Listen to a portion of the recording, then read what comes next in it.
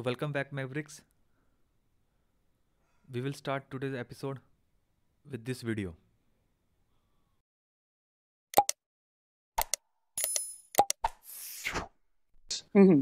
Really, man. You've got this 4-year period that has been carved out of your lives by society. It's given you an identity, like a high-quality identity, and freedom at the same time. Man, you're not going to get that again in your life. You've got a respectable identity, university student, and complete freedom associated with that, or as near as you're ever going to get. And you've got these unbelievable libraries that are full of the writings of people who are intelligent and articulate beyond comprehension.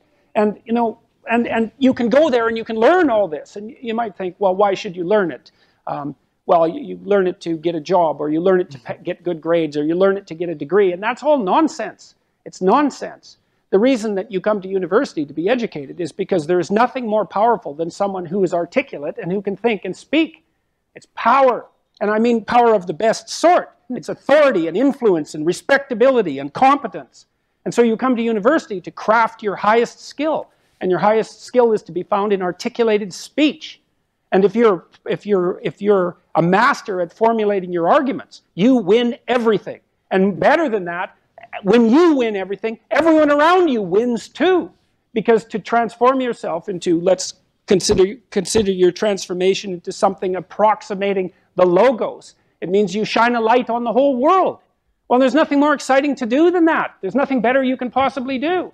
And to think that you're coming to university to be, trained to have a job, it's like, great, that's a hell of a lot better than being unemployed and covered with Cheeto dust while you're snacking away in front of your video game in the basement.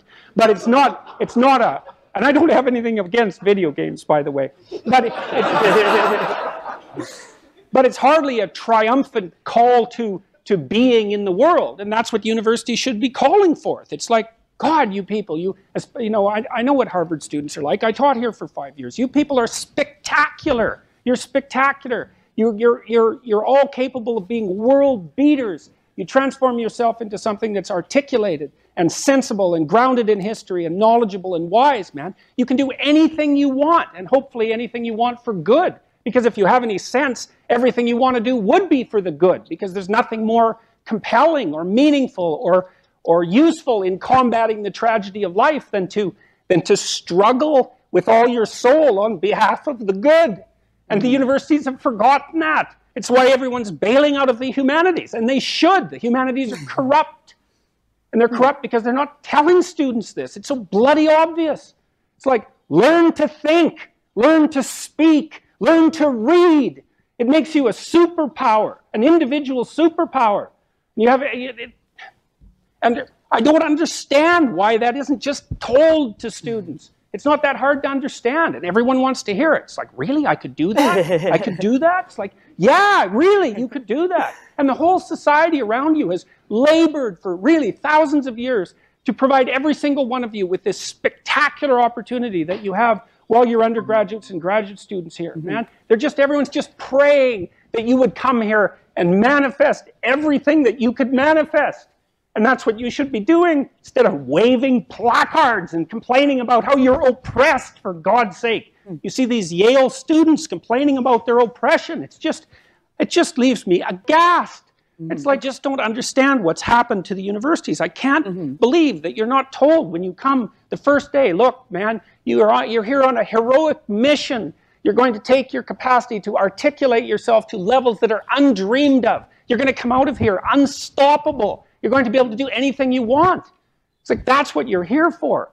Instead, you're taught that, well, the world's a pretty oppressive place, and you're probably the bottom of the victim pile, and there's virtually nothing you can do about it except, deconstruct the patriarchy. And it's so weak-kneed and so pathetic that universities should be embarrassed that that's what they're peddling to students.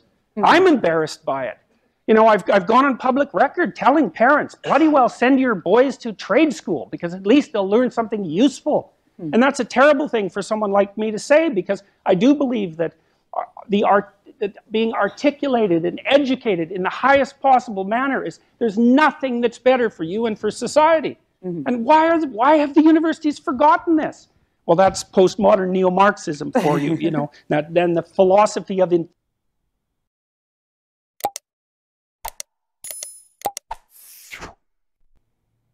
So the question is, why articulation is important? As an IS officer, being articulate isn't just a skill, it's your most powerful tool. Let me explain why. First, articulation का मतलब है clarity of thought. अगर आपकी बात disorganised है, इसका मतलब है आपकी सोच भी डिसऑर्गेनाइज्ड है. एज ए आईएएस ऑफिसर, आपको पॉलिसीज, लोगों और क्राइसिस हैंडल करने की एबिलिटी होनी चाहिए. वो कैसे आएगी जब तक आपके थॉट्स ऑर्गेनाइज्ड ही नहीं है? अगर आप अपने थॉट्स क्लियरली एक्सप्रेस नहीं कर सकते हो तो लोग आपको कैसे समझेंगे? वो आपकी बातों पर ट्रस्ट कैसे करेंगे? Second, articulation is the foundation of leadership. आप कितना ट्रस्ट और रिस्पेक्ट इंस्पायर करते हैं, ये आपके कम्युनिकेशन पर डिपेंड करता है. जब आप क्लियरली और पर्पस के साथ बोलते हैं, लोग आपकी बातें सिर्फ सुनते नहीं हैं, बल्कि आपके विजन पर बिलीव करते हैं. और यही बिलीव लोगों को मोटिवेट करता है कि वो आपके साथ काम करें. थर्ड रीज़न, ये एग्जीक्यूशन का ब्रिज है. Articulation, it's about execution. Policies might look great on paper, but they only work when people understand them. Articulation bridges the gap between your vision and reality. It what ensures your plans don't just remain ideas, but transform into impactful actions. In the end,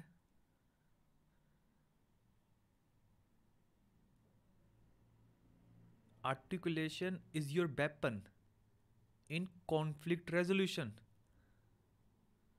Because when you are in a service, you will deal with disagreements, tensions, and opposing interest.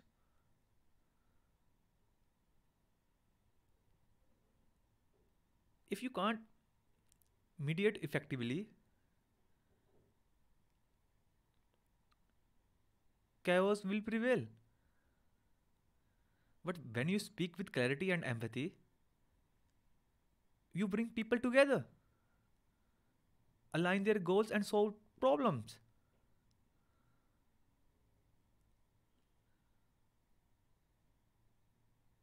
Now, the question is, how do you become articulate? The answer lies in consistent practice and deliberate effort. I'll repeat, the answer lies in consistent practice and deliberate effort. As this person said in the video, when you master to formulate your arguments, you win everything. We need to learn how to speak, how to read, how to listen. Because articulation is a superpower.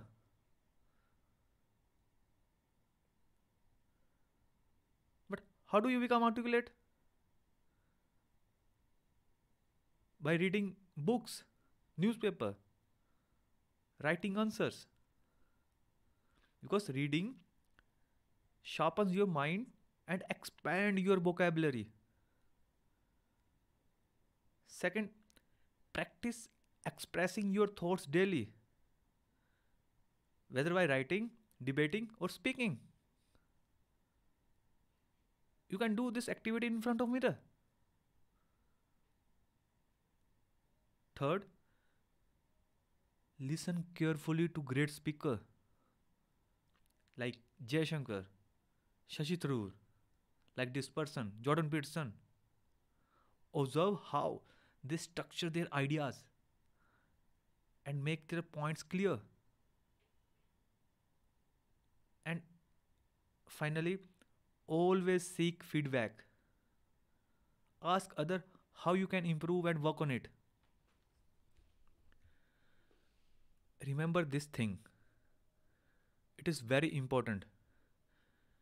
Being articulate is not an inborn talent. It's a skill you cultivate. And as you grow into this skill, you will realize that your words don't just communicate, they inspire, lead, and create change. Bureaucratic system is all about to bring change in the society, isn't it?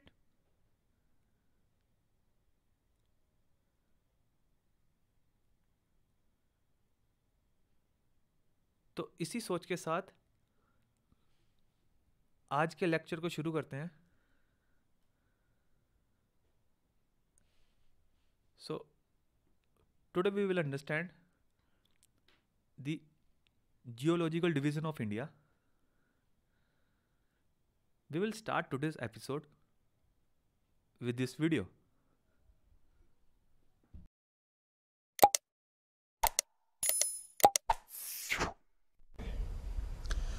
आजादी का अमृत काल हमारे सामने है.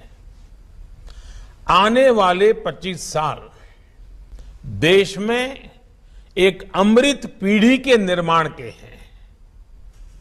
ये अमृत पीढ़ी पंच प्राणों के संकल्पों को धारण करके निर्मित होगी. विकसित भारत का निर्माण, गुलामी की हर सोच से मुक्ति, विरासत पर गर्व, एकता और एकजुटता और सबसे प्रमुख बात नागरिक कर्तव्य. इन पंच प्राणों का महत्व आप सभी भली भांति जानते हैं, समझते हैं. ये एक विराट संकल्प है जिसको सिर्फ और सिर्फ सबका प्रयास से ही सिद्ध किया जा सकता है. तरीके अपने अपने हो सकते हैं, रास्ते, प्रायोरिटी अलग अलग हो सकती हैं, लेकिन ये पंच प्राण देश के हर राज्य में हमारी गवर्नेंस की प्रेरणा होनी चाहिए. जब ये सुशासन के मूल में होंगे तो भारत के सामर्थ्य का विराट विस्तार होगा. जब देश का सामर्थ्य बढ़ेगा तो देश के हर नागरिक, हर परिवार का सामर्थ्य बढ़ेगा. यही तो सुशासन है जिसका लाभ देश के हर राज्य को समाज की आखिरी पंक्ति में खड़े व्यक्ति तक पहुंचाना है. इसमें आप सभी की बहुत बड़ी भूमिका है. First of all, let me clear one thing to you. I am not a spokesperson of any party. Neither BJP, neither AAP, neither Congress. I am the spokesperson of India. Why I show you this video? Because I wanted to introduce the concept of Panch Pran. Prime minister ने पंच प्राणों के बारे में discuss किया. In Hindi we can call it Pran Shakti, जिसके 5 element है. उसका first element है, जो सबसे इंपॉर्टेंट एलिमेंट है, goal of A developed India by 2047. जब आज़ादी को 100 साल हो जाएंगे तब तक हमें डेवलप्ड नेशन बनना है। सेकंड था remove of any trace of colonial mindset. Third था pride in history. Fourth one is unity and solidarity. Fifth one is duties of citizen. If I link first element with this episode, goal of a developed India by 2047, imagine this.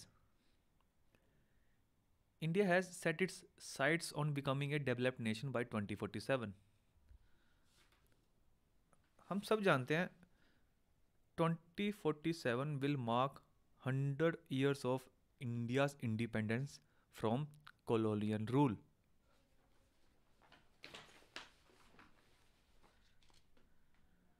और ये गोल सिर्फ हमारी growth का नहीं बल्कि हमारे future की direction को का भी है। But here's the twist, we can predict a lot about India's future by understanding its geological division. Geological division like peninsular block, Himalayas, and Indo-Ganga Brahmaputra plain. They are not just physical features. The division which I just told you about India, they are not just physical features. They are the very backbone of our country, our country's history, economy and politics. अगर हम इस division को समझ लेते हैं तो हम India growth trajectory, development challenges और ग्लोबल पोजीशनिंग को बेटर प्रेडिक्ट कर सकते हैं। Peninsular block is rich in minerals, a major contributor to our mining industry. But its rugged terrain makes infrastructure development a challenge. This region holds the key of India's industrial future. Yet without careful planning, the natural landscape can become a constraint. It can be. Next we have a Indo-Ganga Brahmaputra plain, India's economic engine. ये reason fertile है, densely populated है और agriculture से लेकर global supply chain तक सब में एक की रोल प्ले करता है। बट ये रीजन फ्लड प्रोन है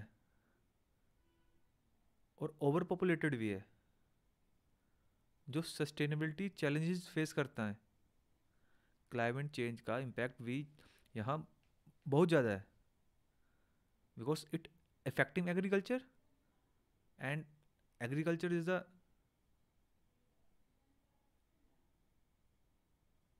source of livelihood of millions. And then come to mighty Himalayas, more than just a mountains yaar. They act as a natural borders, a climate regulator and protect India's security. The Himalayas are vital for India's water supply, but they are under increasing pressure from climate change and human intervention we discussed in one of our previous episode. These mountains also pose strategic challenges in terms of national security.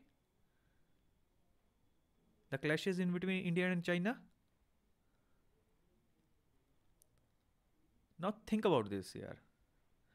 Every time we face a challenge, whether it's a flood in the Indo-Ganga plain or a mining crisis in the peninsular block, we are not just dealing with immediate issues. We are dealing with a long-term vision that is deeply connected to our geological landscapes.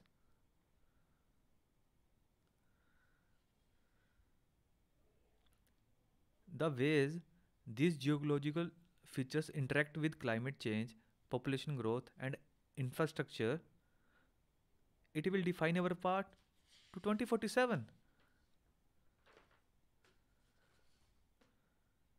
To become or to reach 2047 as a developed India, we need to understand the intricate connection between these divisions and their impact on society, policy, economy, and even international relation. अगर हम geography को, India की geological division को अच्छे से समझते हैं ना, तो हम सिर्फ शॉर्ट टर्म इशू सॉल्व नहीं करेंगे, but we will able to predict, plan and shape India's long term future in more sustainable way.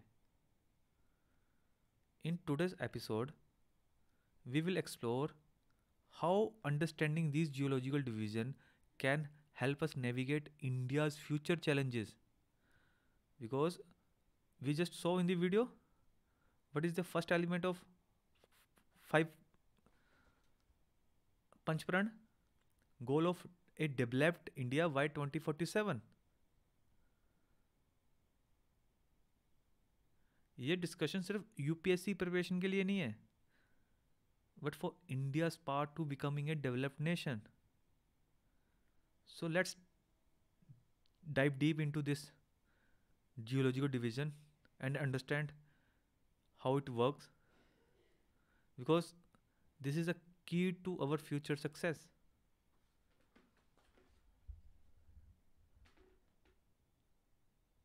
But here is a question. As an IAS officer, why it is critical to understand India's geological division? And how does this knowledge strategically support the goal of transforming India into a developed nation by 2047?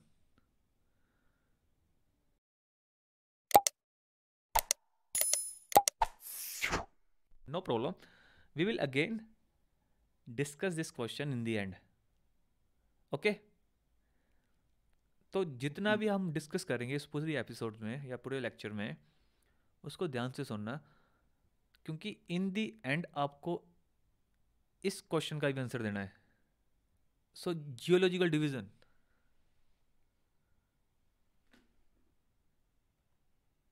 The first division is peninsular block.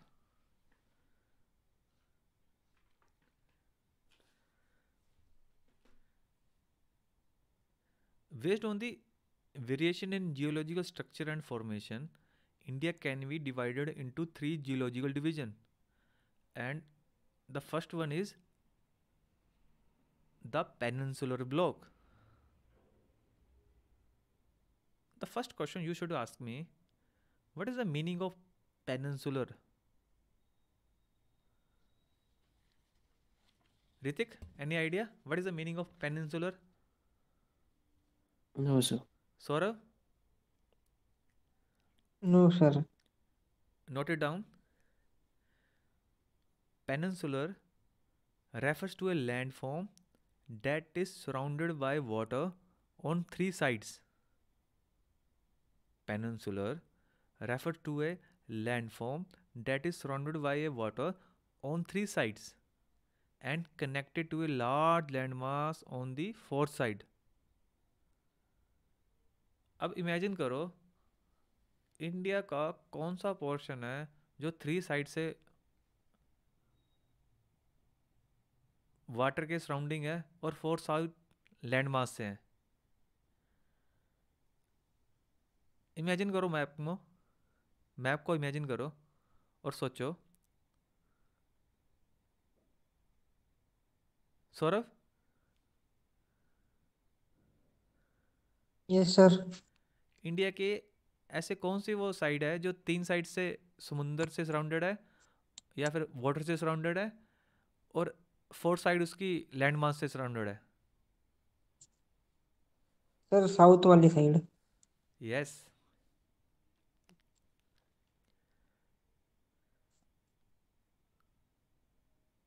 We will understand the formation of this division, how this division formed through this video. So In this video, we are going to look at the mountains of Peninsular India.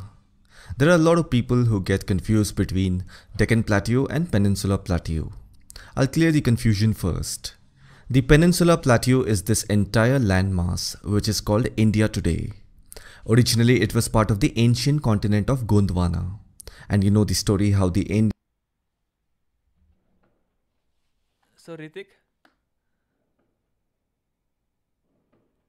जो गोंदवाला land है वो हमने कब पढ़ा था, कौन से episode में पढ़ा था और कौन से कंसेप्ट के अंडर ये था Gondwana land? Sir Gondwana land हमने पढ़ा था अल्फ्रेड वैगनर थ्योरी में। उस थ्योरी का क्या नाम था? Alfred Wegener theory. Saurabh, what is the name of that theory? Sir, continental drift. Continental drift theory. Yes.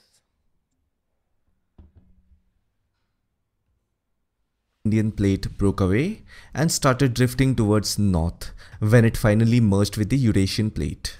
And the consequences of that plate movement, as we know, is the formation of the Himalayan mountains. So plateau is basically a highland with a flat terrain of land. If you So note it down. A plateau is an elevated flatland that rises above its surrounding area. ये plane है, ये सी level, ये mountains और ये प्लेटू है. It is flattened land and rises above its surrounding area. Sir, understand? Yes, sir. Are you able to imagine? Yes, sir. Ritik?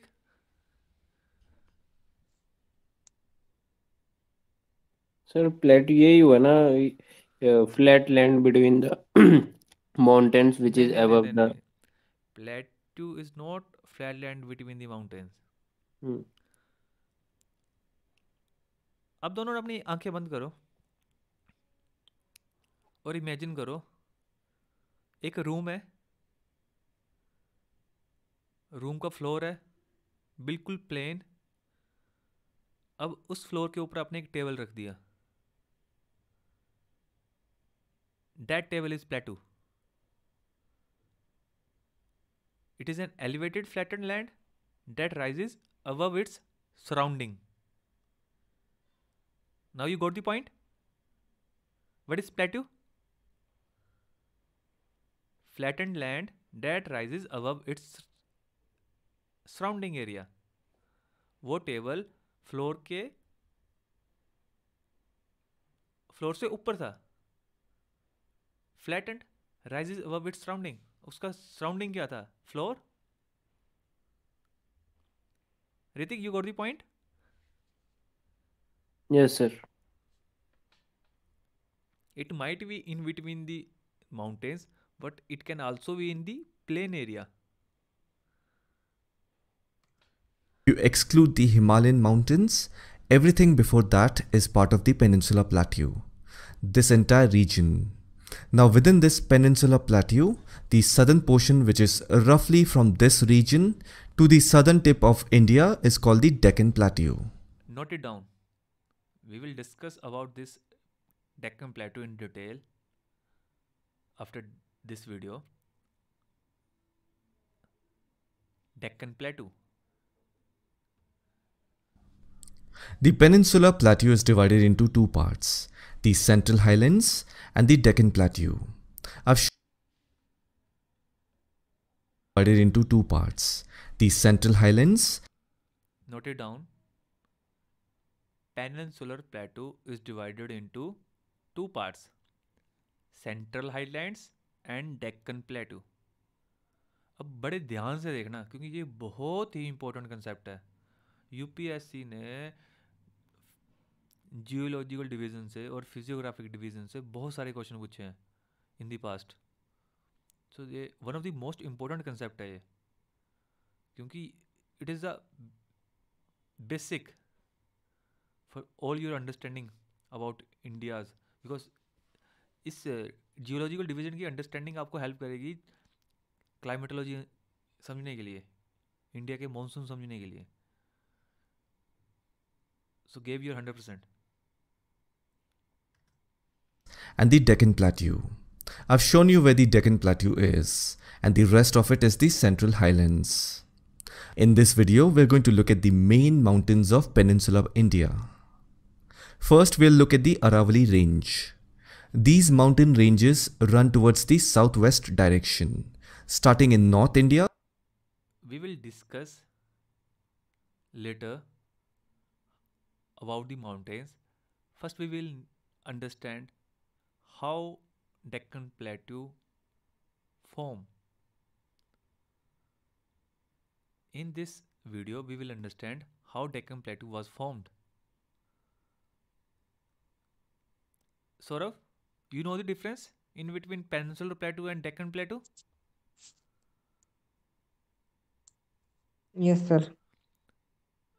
You can imagine, but अभी आपको exact नहीं पता होगा कि कौन से माउंटेन से नीचे डेक्कन प्लेटू और कौन से माउंटेन से ऊपर पेनिनसुलर प्लेटू है.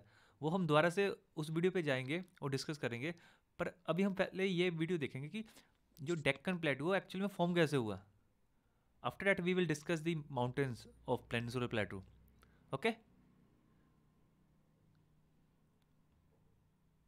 इरप्शन मतलब तबाही. जी हाँ, नॉर्मली वॉल्केनिक इरप्शंस को हम लोग डिस्ट्रक्शन से ही जोड़ के देखते हैं, लेकिन क्या आपको ये पता है कि कई बार इसके फायदे भी होते हैं, जैसे कि so tell me how volcanic eruption happened.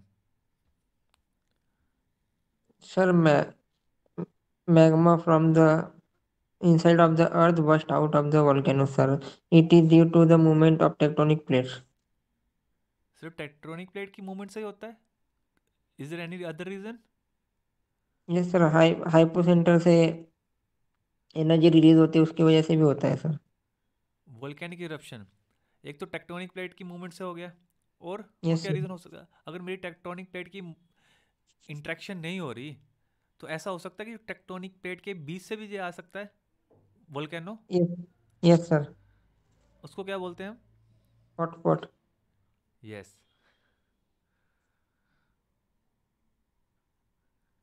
कि आप हमारा डेक्कन प्लेट्यू का फॉर्मेशन ही देख लो. तो दोस्तों, सदर्न इंडिया में लोकेटेड जो हमारा डेक्कन प्लेट्यू है ना, ये कुछ और नहीं बल्कि ऐसे ही कई सारे वॉल्केनिक इरप्शंस की देन है. हम लोग डेक्कन प्लेट्यू के फॉर्मेशन को समझने की कोशिश कर रहे हैं. डेक्कन प्लेट्यू इंडिया का सबसे बड़ा प्लेट्यू है जो इंडिया के सदर्न और वेस्टर्न पार्ट में फैला हुआ है, और इसका फॉर्मेशन मेनली वॉल्केनिक इरप्शन से हुआ है, जिसे हम लोग आज इसी वीडियो में समझ लेंगे. इससे पहले कि हम आगे बढ़ें और डेक्कन प्लेट्यू को समझें, पहले प्लेट्यू को समझ लेते हैं कि आखिर प्लेट्यू किस चिड़िया का नाम है. प्लेट्यू एक तरह का फ्लैट टॉप एलिवेटेड लैंडफॉर्म होता है जिसकी ऊंचाई इसके सराउंडिंग एरिया से थोड़ी ज़्यादा होती है. प्लेट्यूज मेनली दो तरह के हो सकते हैं. पहला है डाइसेक्टेड प्लेट्यू और दूसरा है वॉल्केनिक प्लेट्यू. डाइसेक्टेड प्लेट्यू का फॉर्मेशन अर्थ के क्रस्ट के अपर मूवमेंट के कारण होता है. जाहिर सी बात है. Dissected plateau and volcanic plateau, note it down. और डाइसेक्टेड प्लेट्यू कैसे फॉर्म होता है we will understand through this animated video. Dissected और volcanic, note it down. Earth के क्रस्ट का ये upper side movement tectonic plate के कोलिजन की वजह से होता है. So Ritik, tell me, what kind of plate boundary interaction this video is showing? Sir, convergent plate boundary interaction, And what are the other plate boundary interactions? divergent and transform plate boundary interactions. Which plate boundary interactions form the Himalayas?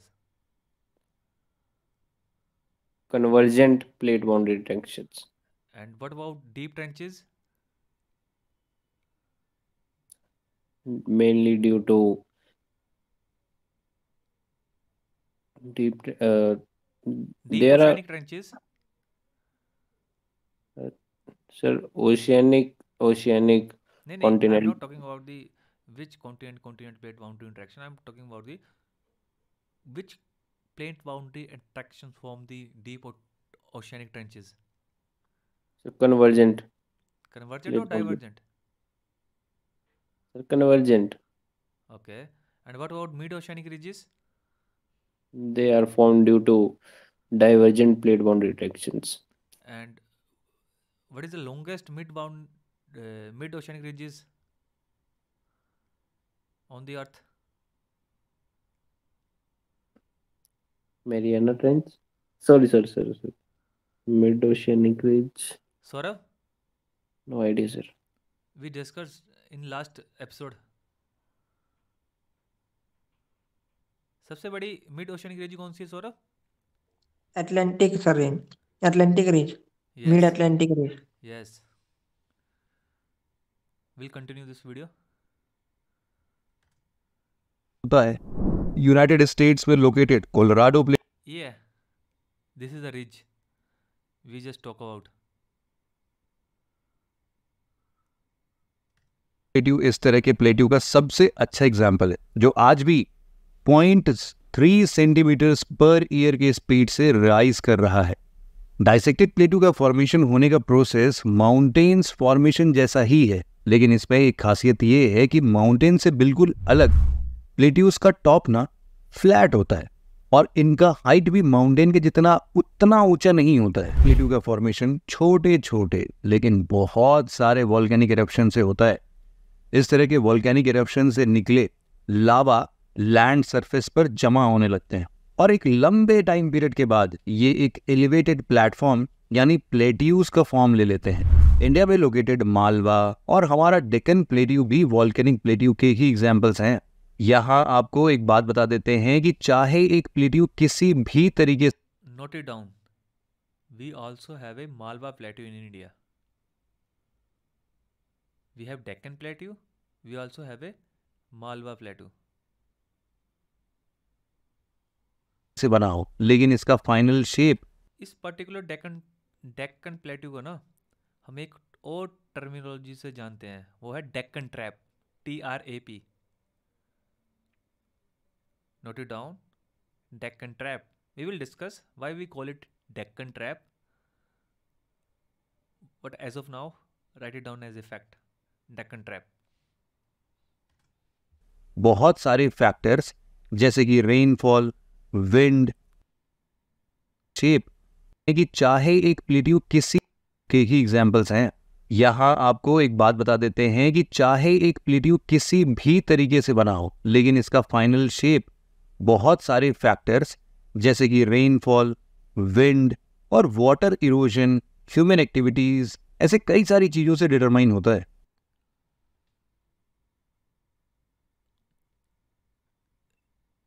कौन कौन से factor है सौरभ वो जिससे determine होता है plateau की shape? Sir, rainfall, Yes. wind, and water erosion. What about weathering? Sir, weathering और erosion से टूटते हैं ना sir? So whenever I ask you any question, you should give Yes, me sir. answer as per the concept. Yes, sir. आपको although rain, wind and water erosion is a part of weathering, Yes, sir. you should give me an answer through concept because it will show you aware about the fact. Yes, sir. इससे ये show होगा ना कि आपको knowledge है। Yeah. और आगे से ध्यान देना जब भी आपसे कोई क्वेश्चन पूछूंगा, क्योंकि ऐसा तो कुछ पूछूंगा ही नहीं जो हमने पढ़ा ना हो। Yes, sir. तो जो हमने पढ़ा है उसको उसी कंसेप्ट से एक्सप्लेन करना है। Yes, sir. Okay, sir. हाँ, एक बात और भाई, ऐसा नहीं है कि प्लेट्यूज केवल लैंड सरफेस पर ही पाए जाते हैं। दुनिया में ऐसे बहुत सारे प्लेट्यूज हैं जो डीप सी ओशन में भी सबमर्ज्ड है, जिन्हें हम लोग ओशनिक प्लेट्यूज कहते हैं। साउथ वेस्टर्न पैसिफिक ओशन में लोकेटेड ऑनटोंग जावा प्लेट्यू सी के अंदर पाए जाने वाला सबसे बड़ा ओशनिक प्लेट्यू है। Note it down. It can be asked in the prelims. सबसे बड़ा ओशियनिक प्लेटू कौन सा है? Ontong Java plateau in the Pacific ocean. खैर, ये तो बात हो गई प्लेट्यूज के बारे में। अब आइए अपने मुद्दे पर आते हैं और देख लेते हैं कि इंडिया का सबसे बड़ा प्लेट्यू यानी कि डेक्कन प्लेट्यू का फॉर्मेशन कैसे हुआ। फॉर्मेशन ऑफ डेक्कन प्लेट्यू, जैसे कि हमने पहले ही डिस्कस किया कि डेक्कन प्लेट्यू इंडिया का सबसे बड़ा प्लेट्यू है। इसको एक पॉइंट में नोट कर लो, उसके बाद जो हमें ये फैक्ट्स बताएगा हम उसको नोट कर लेंगे। Note it down as a formation of Deccan Plateau. Underline it. है जो अप्रोक्सीमेटली 5 लाख स्क्वायर किलोमीटर से भी ज्यादा का एरिया कवर करता है। डेक्कन प्लेट्यू सदर्न और वेस्टर्न साइड में ऐसे टोटल अप्रोक्सीमेटली 8 स्टेट्स में फैला हुआ है। Note it down. Deccan plateau 8 states में फैला हुआ है। वो कौन कौन से 8 स्टेट्स हैं, वो आपका होमवर्क है। और इसका फॉर्मेशन मेनली बेसाल्टिक रॉक से हुआ है। जरा comments Also note it down. Basaltic rock.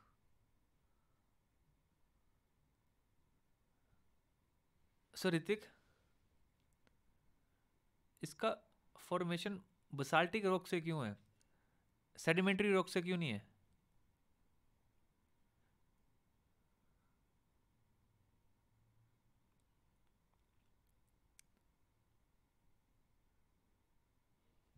Saurabh,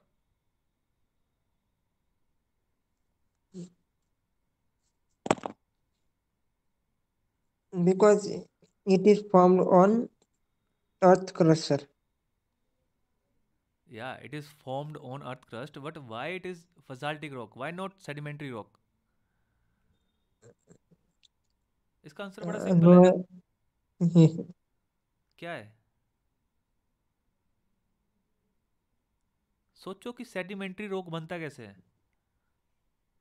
sir, from small pebbles. From the sediments which are Yes, accumulated in particular position or particular space. पर यहाँ पे तो वोल्केनिक eruption हुआ है ना, yes, sir. तो वोल्केनिक eruption से क्या मेरे सेडिमेंट्री रॉक निकलेंगे? नहीं, इग्नियस रॉक में निकलेंगे। तो सिंपल नहीं था आंसर। Yes sir. मैंने आपको पहले भी बताया है कि यूपीएससी में कोई नहीं पूछेगा what is the meaning of sedimentary rock और इग्नियस रॉक। वो इस तरह के क्वेश्चन ही पूछेंगे कि क्यों डेक्कन प्लेट्यू बसाल्टिक रॉक से बना है, क्यों वो सेडिमेंट्री रॉक से नहीं बना। ओके, सेक्शन में बताना कि ये मोटा मोटा 8 स्टेट्स आपको कौन सा दिख रहा है। डेक्कन प्लेट्यू का एवरेज एलिवेशन मीन सी लेवल से लगभग 600 मीटर का है और यहाँ लोकेटेड हाईएस्ट पीक का नाम है Dodda Betta peak. Note it down, the highest peak in the Deccan plateau is Dodda Betta peak और इसका सी लेवल से एलिवेशन है नियर अराउंड 600 मीटर। ये आपको ऐसा लग रहा होगा कि ये हम क्या पढ़ रहे हैं, पर ये बहुत इंपॉर्टेंट पॉइंट्स है। डोडा बेटा peaks can be asked in prelims और 600 मीटर एलिवेटेड है। ये पर्टिकुलर फैक्ट आपको सपोर्ट करेगा मेंस आंसर राइटिंग में।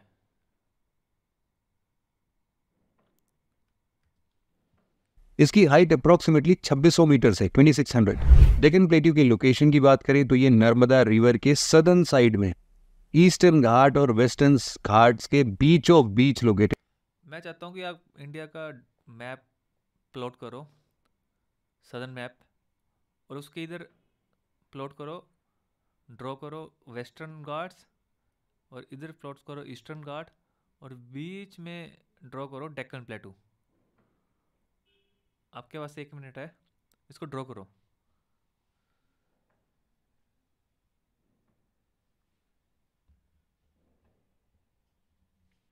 क्योंकि जब तक हम बार बार ड्रॉ नहीं ना करेंगे इंडिया के मैप को, हम नहीं समझ पाएंगे।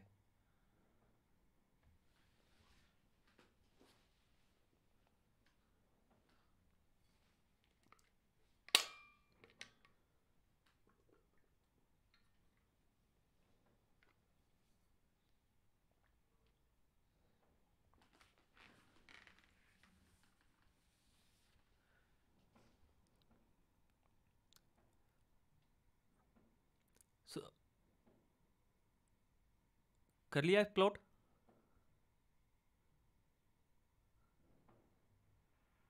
Yes sir. ओके, है। इसका फॉर्मेशन वॉल्केनिक इरप्शन से तो हुआ ही है, लेकिन ये लावा का एक नहीं बल्कि कई सारे लेयर से मिलकर बना हुआ है और इसीलिए हम डेक्कन ट्रैप के नाम से भी जानते हैं इसे। अब हम डेक्कन प्लेट्यू के फॉर्म होने के प्रोसेस को और इसके हिस्ट्री को थोड़ा और डिटेल में समझते हैं। डेक्कन प्लेट्यू का फॉर्मेशन आज से करीब 60-70 मिलियन ईयर्स पहले क्रिटेशियस पीरियड में हुआ था, जब इंडो ऑस्ट्रेलियन प्लेट ना नॉर्थवर्ड डायरेक्शन में ट्रैवल कर रही थी। इसी ट्रैवल के दौरान ये देखो, this is Indian plate which is travelling towards the Eurasian plate. Indian subcontinent के साउथ वेस्टर्न साइड में एक के बाद एक कई सारे वॉल्केनिक इरप्शन हुए। ये वॉल्केनिक इरप्शंस करीब 30,000 ईयर। बट मेरा क्वेश्चन है, जो एक्टिविटी 60, 70 और 80 मिलियंस ईयर्स पहले हुई थी, बट हमें कैसे पता कि वो एक्चुअल में हुई थी? Hrithik, how will we know कि 60-70 मिलियन ईयर्स पहले यहाँ पे काफ़ी सारे वोल्केनिक इरप्शंस हुए थे? What do you think?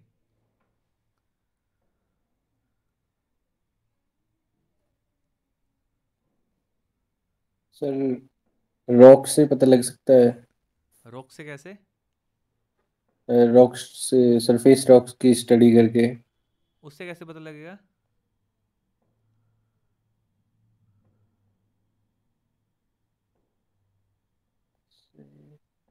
Saurabh, Yes, sir. कैसे पता लगेगा हमें? Sir, by determining the content of rocks. We can compare with the rock. अभी क्या हो रहा है? अभी भी मैग्मा बस्ट हो रहा है, अभी भी Yes, वोल्केनिक इरप्शन हो रहा है। yes, sir. उससे जो मैग्मा निकल रहा है और लावा निकल रहा है, जिसको जब बाहर आता है उसको लावा बोल देते हैं हम, उसको कंपेयर कर सकते हैं जो हमारी अभी की लैंड है उसकी सॉइल को, वहाँ से कंपेयर कर सकते हैं, टेस्ट कर सकते हैं। Yes, sir. ईयर्स तक चलते रहे लगातार चलते रहे, और यही इरप्शन डेक्कन प्लेट्यू के फाउंडेशन का बेसिस भी बना। डेक्कन ट्रैप का पहला लेयर बनता है जब कॉन्टिनेंटल ड्रिफ्ट की वजह से Indo Australian plate African plate से अलग होकर नॉर्थवर्ड डायरेक्शन में ट्रैवल करना शुरू कर देती है। अफ्रीकन प्लेट और इंडो ऑस्ट्रेलियन प्लेट के बीच डेवलप हुए क्रैक से जो लावा बाहर आता है ना, उसी से डेक्कन प्लेट्यू का पहला लेयर तैयार होता है। यहाँ आपको एक बात ध्यान देने की ये है कि जब भी इरप्शंस वगैरह हो रहे होते हैं ना, लेकिन उसके साथ साथ इंडियन ऑस्ट्रेलियन प्लेट का नॉर्थवर्ड मूवमेंट रुकता नहीं है, वो चलता ही रहता है। इसके बाद इसका दूसरा लेयर बनता है रीयूनियन हॉटस्पॉट से निकले। Note it down, Reunion hotspot.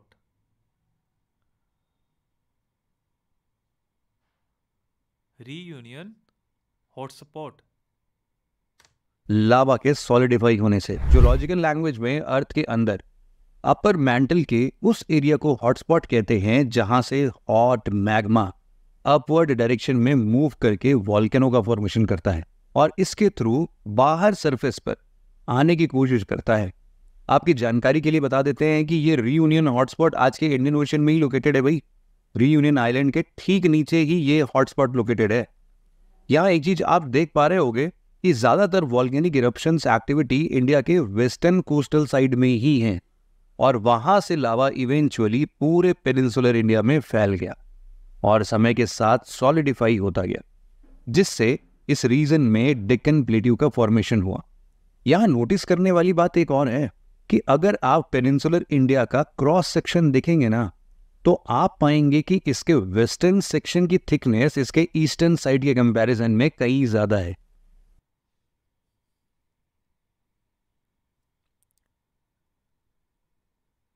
So Saurav, tell me why western part of India is thicker than eastern part of India in the peninsular block?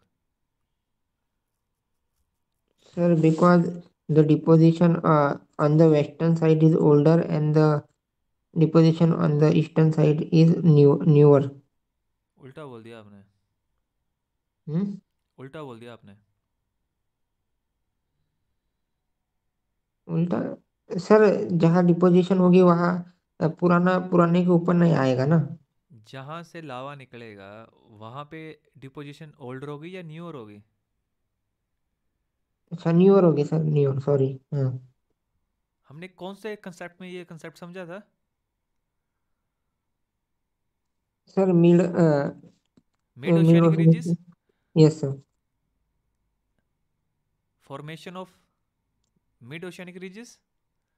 Yes sir. जब हमने उसमें देखा था वो लेयर्स बन रही थी,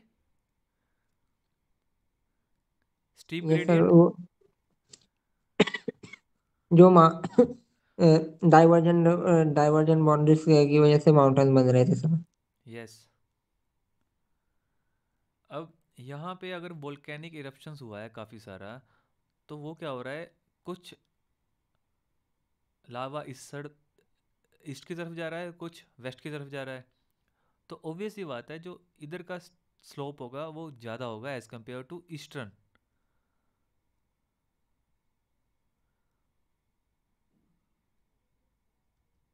जो इस बात की गवाही देता है चिल्ला चिल्ला के कि डेक्कन प्लेट्यू का फॉर्मेशन में हुए ज्यादातर वॉल्केनिक इरप्शंस पेनिनसुलर इंडिया के वेस्टर्न साइड में ही हैं, जहां हम आज का महाराष्ट्र देखते हैं। खैर, इस तरह के लावा के मल्टीपल लेयर से बने होने के कारण डेक्कन प्लेट्यू मिनरल्स के रिजर्व के मामले में काफी रिच है। यहाँ so Hrithik, why Deccan plateau is high in minerals? क्या रीज़न हो सकता है, क्यों इतने सारे मिनरल्स है वहाँ पे? सर क्योंकि वहाँ पे वॉल्केनिक eruptions हो रही हैं, तो वॉल्केनिक eruptions में जो भी मैग्मा में मिनरल्स हैं। कौन कौन से मिनरल्स हो सकते हैं मैग्मा में? ये मैग्मा आ कहाँ से रहा है? अर्थ के मेंटल से। तो मेंटल की जो स्टेट है, मेंटल का जो कंपोजिशन है वो कौन सी है? मेनली तो सर सिलिकेट रॉक्स ही हैं। ओके, तो कौन कौन से मिनरल्स हो सकते हैं इसमें? इसमें हो सकता है सर, अभी तो रिकॉल नहीं कर पा रहा हूँ सर। Saurabh, yes sir. कौन कौन से मिनरल्स हो सकते हैं? सर, निकल, iron, okay, bauxite I think. It can be yes sir. Magnite, zircon, और भी काफ़ी सारे। Yes sir. हमने मेजर मिनरल्स और माइनर मिनरल्स के बारे में पढ़ा था ना। Yes sir. हम किसी भी मिनरल्स को मेजर और माइनर कैसे कंसीडर करते हैं ये भी पढ़ा था। तो उसको रिकॉल करो, उस कंसेप्ट को। पर आयरन ओर, माइका, डायमंड्स और इसके साथ साथ नोट इट डाउन, आयरन और माइका, डायमंड्स, आयरन और माइका, डायमंड्स। गोल्ड भी पाया जाता है और इंडिया का famous Kolar gold mines. Saurabh, yes sir. Kolar gold mines नाम सुन के क्या याद आ रहा है आपको? KGF. Yes, Kolar gold fields उस मूवी का नाम है ना। Yes sir. So note it Kolar down. Gold mines इसी प्लेट्यू में लोकेटेड है, जो now we understand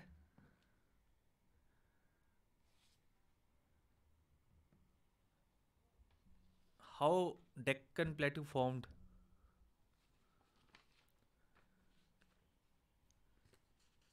We also understand this region is rich in minerals.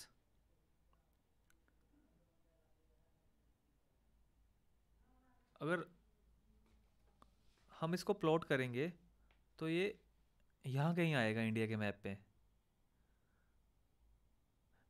But अब हम जो पेनिनसुलर ब्लॉक है उसमें कौन कौन से माउंटेन्स हैं उसके बारे में जानेंगे इस वीडियो से।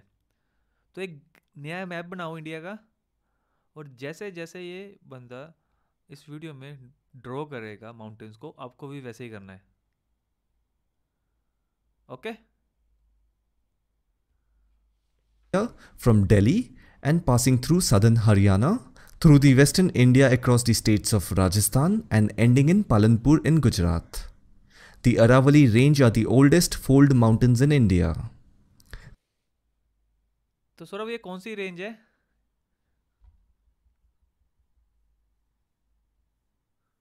अरावली रेंज है सर. कहाँ से शुरू होती है? सर हरियाणा से लेकर गुजरात तक है. दिल्ली से. Yes Delhi sir. से दिल्ली से स्टार्ट होता है और गुजरात तक जाती है. Okay sir. इसको ड्रॉ कर लो, अरावली रेंज को. इसमें से काफ़ी क्वेश्चन आते हैं प्रीलिम्स में यार, ये इंपॉर्टेंट है.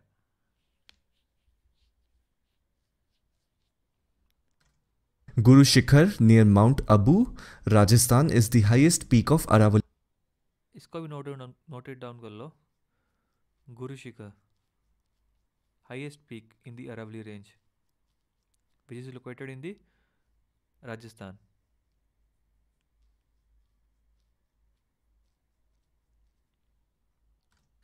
Range with an elevation of 1772 meters above sea level. Now we will look at the Vindhya and Satpura ranges. They form the northern border of South India or the Deccan Plateau. Satpura range rises in eastern Gujarat, running east through the northern border of Maharashtra and southern region of Madhya Pradesh till Chhattisgarh. In Chhattisgarh, you will find another set of hills called the Maikal Hills, which are also called the eastern part of Satpura range. But the land Note it down. Satpura range starts from the Gujarat and passing through Madhya Pradesh, Maharashtra and end in Chhattisgarh at Maikal Hills.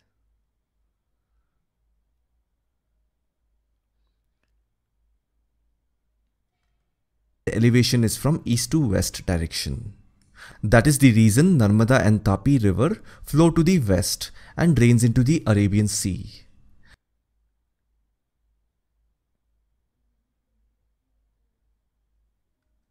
Mount Dhupgarh is the highest point in the Satpura range. Also note it down. Mount Dhupgarh is the highest peak in the Satpura range.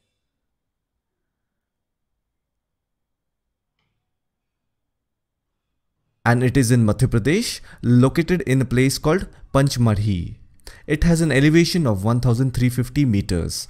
It is the highest point of Madhya Pradesh. Hrithik, जो सतपुरा की elevation है वो east to waste है या waste to east है? Sir east to waste है. Okay. Pradesh. If you look at the Vindhya ranges, it also originates near the eastern border of Gujarat and then it runs along the state border of South Rajasthan, North Madhya Pradesh, South Uttar Pradesh, North Chhattisgarh and South Bihar. Even here the land elevation is from east to west direction. Now that you know the location of Vindhya and Also plotted Vindhyans range. सबसे पहले कौन सी है? अरावली, विंध्या, सतपुरा. और सतपुरा और विंध्यास की जो elevation है east to waste है.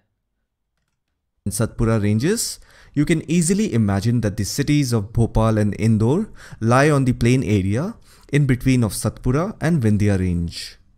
Kalumar peak is the highest peak. ये भी नोट डाउन कर लो, कलुमार पीक. इनको ना लाइटली मत लेना, इन रेंजेस को. ये बहुत ज़्यादा इम्पोर्टेंट है. अभी आपको ये नॉर्मली लग रही होगी पर ये बहुत बहुत बहुत ज़्यादा इम्पोर्टेंट है. ये अरावली रेंज, सतपुरा, विंध्यास. क्योंकि जब हम हिस्ट्री पढ़ेंगे ना या फिर आगे हम जाके इसी में जियोग्राफी में, ये बहुत इम्पैक्ट करेगी इंडिया की जियोग्राफी को. तो इसको बार बार ड्रा करके देखो कि मेरी जो सतपुरा है वो कौन कौन सी स्टेट से गुजरती है, इसकी हाईएस्ट पीक कौन सी है, इसके सराउंडिंग एरिया कौन कौन से हैं। Peak of Vindhya Range, located in the Damoh district of Madhya Pradesh. It has an elevation of 752 meters above sea level.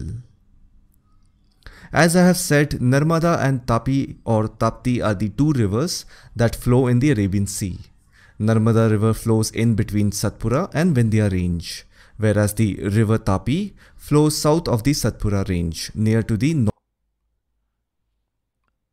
So Saurav, Yes, which sir. rivers flows in between the Vindhyas and Satpura?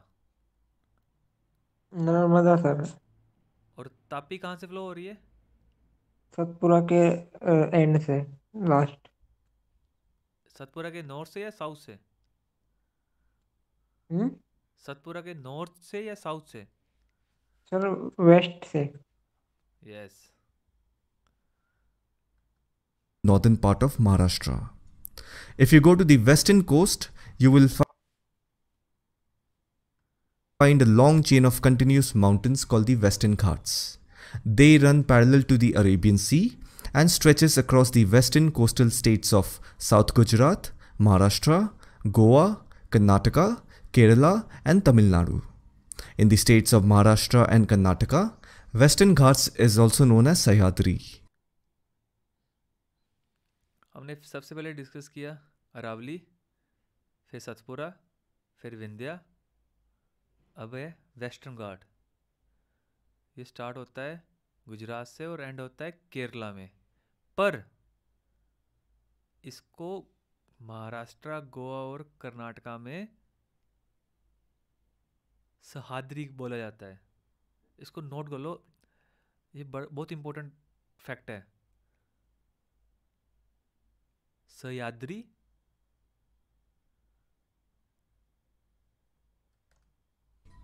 The Western Ghats are also the first highlands of India that encounters the southwest monsoon winds. That means this region receives a lot of rainfall, due to which you will find tropical evergreen. Ritik, which region of the India receive the highest rainfall? So Western Ghats. That's why they have tropical evergreen forest. Therefore, it also has an exceptionally high level of biological diversity, and it is also recognized as one of the world's biological hotspots. If you go to the eastern coast, you will find a discontinuous range of mountains called the Eastern Ghats that run through northern Odisha, Andhra Pradesh and Tamil Nadu. इस particular eastern घाट को उसने कैसे present किया? उसने बोला discontinued mountains. Remember this fact. उसने western घाट को ऐसे रिप्रेजेंट नहीं किया, discontinued mountains.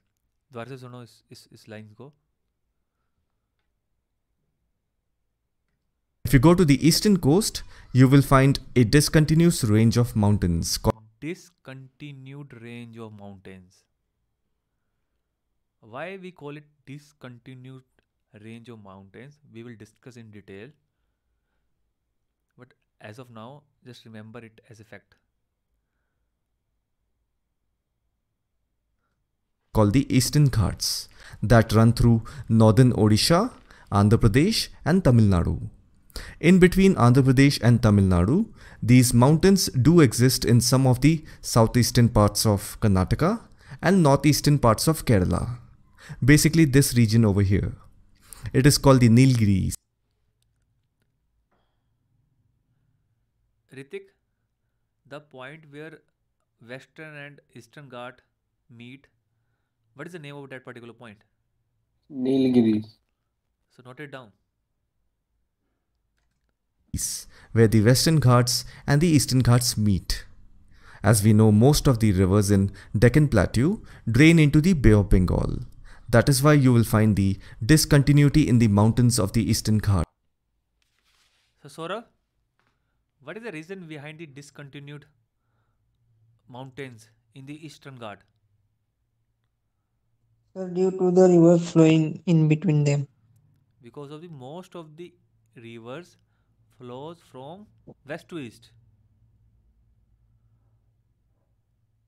Understand? Yes, sir. Ghats, because the rivers erode and cut the mountains while flowing into the Bay of Bengal. Annaimudi is the highest peak of the Western Ghats, with a height of 2695 meters, and is also the highest point in the entire peninsular India. It is located at the border of Kerala and Tamil Nadu. In the Eastern Ghats, Armakonda is the highest peak. इसको note कर लो दोनों facts को. अभी आपने क्या करना है, कल की क्लास से पहले मुझे 3 मैप ड्रॉ करके भेजने हैं. 3 मैप, एक ही मैप की 3 बार फोटो नहीं खींचनी. 3 मैप अलग अलग ड्रॉ करने हैं और मुझे सेंड करने हैं, जिसमें आपकी अरावली रेंज, विंध्या, सतपुरा, वेस्टर्न और ईस्टर्न घाट ये सब होने चाहिए. इसका स्क्रीनशॉट ले लेना बाद में और इसको ड्रॉ करना, चाहे अभी ले लो स्क्रीनशॉट. इसको ड्रॉ करना है 3 बार. ओके ऋतिक? सर ये स्टेट बॉर्डर भी मेंशन होना चाहिए इस मैप में. ये अब जरूरी नहीं है एग्जैक्ट ऐसा ही होना चाहिए, पर एक आइडिया होना चाहिए. अगर आप स्टेट बाउंड्री नहीं बनाओगे तो आपको कैसे पता लगेगा कि उड़ीसा से शुरू होता है और तमिलनाडु में खत्म होता है. Okay sir. ठीक है सौरभ? Yes, sir. 3 बार ड्रॉ करना है. ऐसा नहीं कि एक बार ड्रॉ किया और अलग अलग उसी को 3 बार फोटो खींच ली. मुझे इस तरह से एविडेंस देना है ताकि मैं समझ सकूं कि आपने एक्चुअल में 3 बार ड्रॉ किया है. वो आपकी अंडरस्टैंडिंग है और आपकी वो है कि आपको कैसे मुझे प्रेजेंट करना है ये. पर मुझे सेंड करनी है फोटो, 3 फोटो कल वाली क्लास से पहले. Yes, sir. With a height of 1680 meters, which is located in the Araku Valley of northern part of Andhra Pradesh. If you notice their locations, you will learn that the height of the Western Ghats progressively increases from north to south, whereas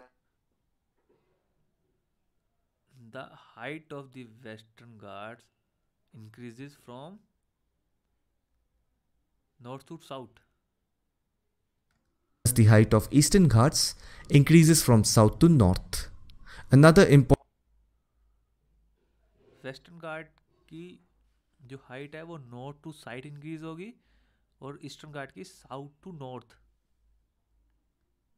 point that you have to understand is that the Deccan Plateau is slightly tilted ये है, इस तरह से है. ये मेरे western घाट है, ये मेरे ईस्टर्न घाट है, ये मेरे ईस्टर्न प्लेन है और ये कोस्टल एरिया है.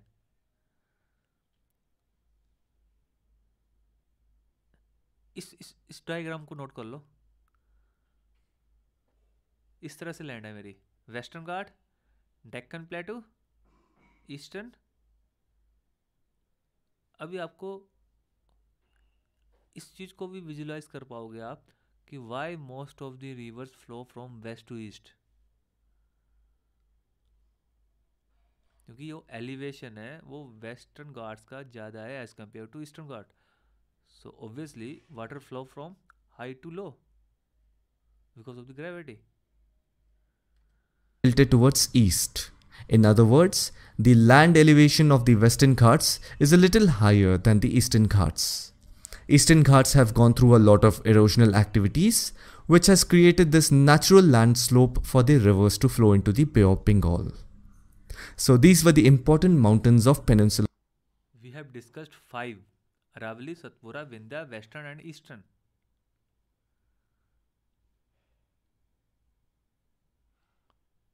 Okay. So first geological division are peninsular block, and the second one is the Himalayas and the other peninsular mountains. We already discussed about the peninsular mountains. Now we will try to understand the Himalayas.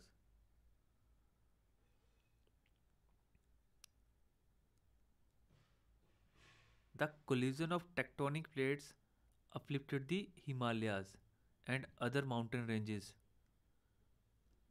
like Aravalli and the Vindhyas. We know now where Aravalli is located and where Vindhyas is located.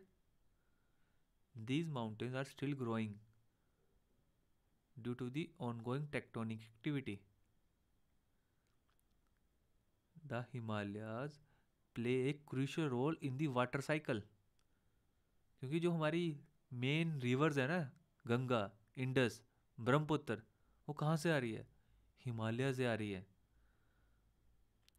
तो India के water cycle को sustain करने के लिए Himalayas का बहुत बड़ा role है. जो ग्राउंड वाटर टेबल है उसको सस्टेन करता है मेरा हिमालयस का ग्लेशियर वाटर.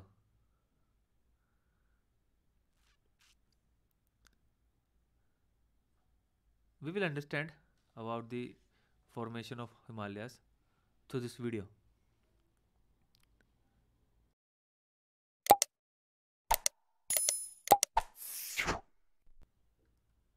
अगर मैं आपसे ये कहूं कि जहां आप हिमालयास की बड़ी बड़ी चोटियां देखते हैं वहां कभी समुद्र हुआ करता था, तो आप कैसा फील करेंगे? Weird, right? लेकिन दोस्तों ये सच है कि आज से करीब 500 मिलियन ईयर्स पहले हिमालयास की जगह पर एक विशाल समुद्र हुआ करता था जिसे हम टिथिस सी के नाम से जानते हैं. ऋतिक, कौन सी वो थ्योरी थी? Sir continental drift theory. Okay. Himalayas जितना बड़ा है उससे कहीं बड़ी और कॉम्प्लेक्स इसकी हिस्ट्री है. आज के इस वीडियो में हम हिमालयास के इसी कॉम्प्लेक्स जियोलॉजिकल ओरिजिन को समझने की कोशिश करेंगे. लेकिन इससे पहले आइए देख लेते हैं कि हिमालयास का हमारे लिए क्या इंपॉर्टेंस है. असल में Note it down. What is the importance of Himalayas for India? Not just India, but for the Asia. Importance देखा of जाए तो Himalayas. हिमालयास का लोकेशन भारत के लिए किसी वरदान से कम नहीं है. हिमालयास की वजह से ना सिर्फ हमें नॉर्थ पोल से आ रही चिली साइबेरियन विंड से प्रोटेक्शन मिलती है, बल्कि मॉनसून से सब कॉन्टिनेंट में होने वाली हेवी रेनफॉल में भी हिमालयास अहम भूमिका निभाता है. इसके अलावा हिमालयास इंडिया के लिए चाइना के अगेंस्ट एक फॉर्मिडेबल फिजिकल बैरियर की तरह भी काम करता है. और सिर्फ इतना ही नहीं, हिमालयास में पाए जाने वाले वाटर स्प्रिंग्स और ग्लेशियर्स फ्रेश वाटर के इंपॉर्टेंट सोर्सेज हैं. लेकिन हाल ही में पब्लिश्ड एक रिपोर्ट के अनुसार तेजी से हो रहे क्लाइमेट चेंज की वजह से नेक्स्ट कुछ डिकेड्स में हिमालयन ग्लेशियर्स 75% तक मेल्ट हो जाएंगे और हिमालयास के आसपास के रीजन्स में डिजास्ट्रस फ्लड्स देखे जा सकते हैं, जिसका आप अभी भी एग्जाम्पल्स देख सकते हैं. हिमालय की इस प्रेजेंट कंडीशन के बारे में जानकर आप अब ये सोच रहे होंगे कि आखिर हिमालयन रीजन में क्लाइमेट चेंज का इतना बड़ा इम्पैक्ट कैसे पड़ सकता है. इन सभी एस्पेक्ट्स को जानने के लिए हमें हिमालयन और उसके ओरिजिन के बारे में जानना होगा. लेकिन इससे पहले कि हम हिमालयस का कॉम्प्लेक्स जियोलॉजिकल हिस्ट्री समझें, आइए ब्रीफली समझने की कोशिश करते हैं कि आखिरकार माउंटेन्स फॉर्म कैसे होते हैं. So Saurabh, tell me, how mountains formed? Due to convergent plate boundation. Only convergent plate boundary interaction? Does mountains Yes, are sir. not formed due to the divergent plate boundary interaction? Divergent की वजह से landform होते हैं ना sir. Yeah, what about mid-oceanic ridges? Yes sir. Does mid-oceanic ridges look like flat land? No sir. I'm not asked how Himalayas formed. Listen question carefully. Yes I sir. asked how mountains formed.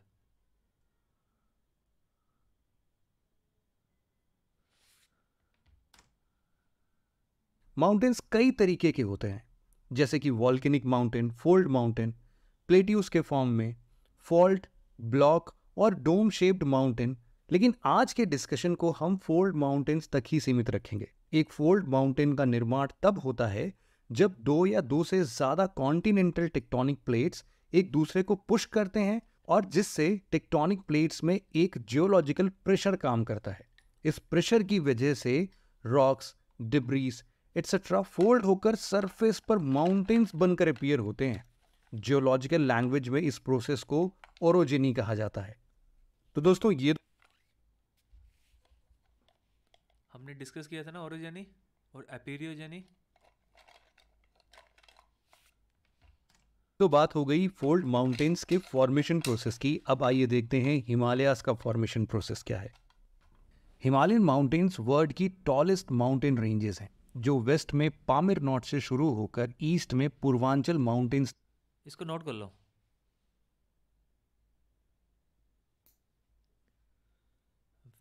Waste में पामेर note से शुरू होती है और east में Purvanchal mountains तक खत्म होती है। It can be asked in prelims.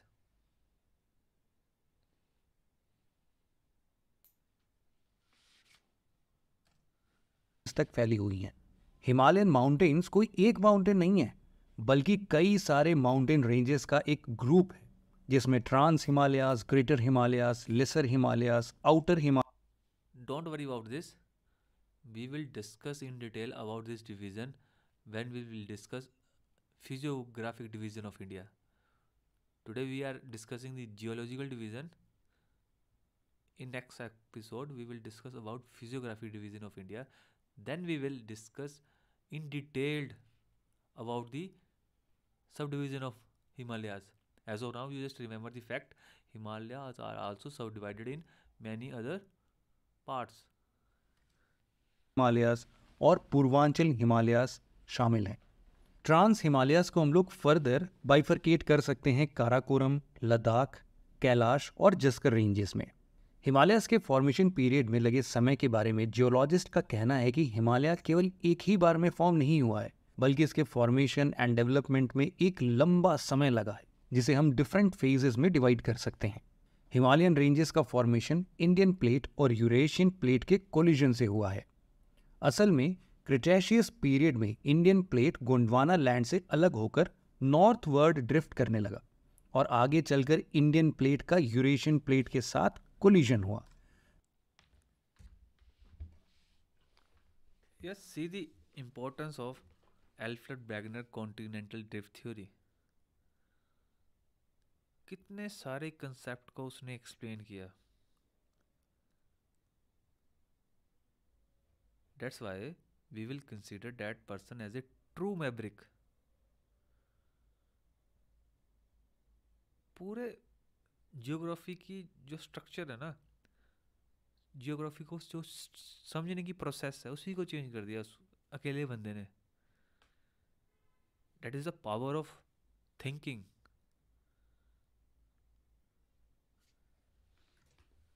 जिसमें इंडियन प्लेट टेथिस सी में सबडक्ट हो गया और टेथिस सी का फ्लोर अपने सारे से।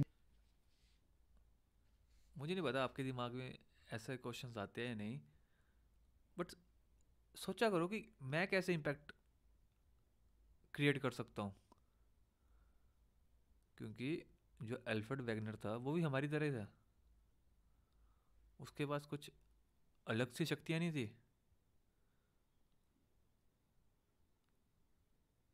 He was also a normal human being like us.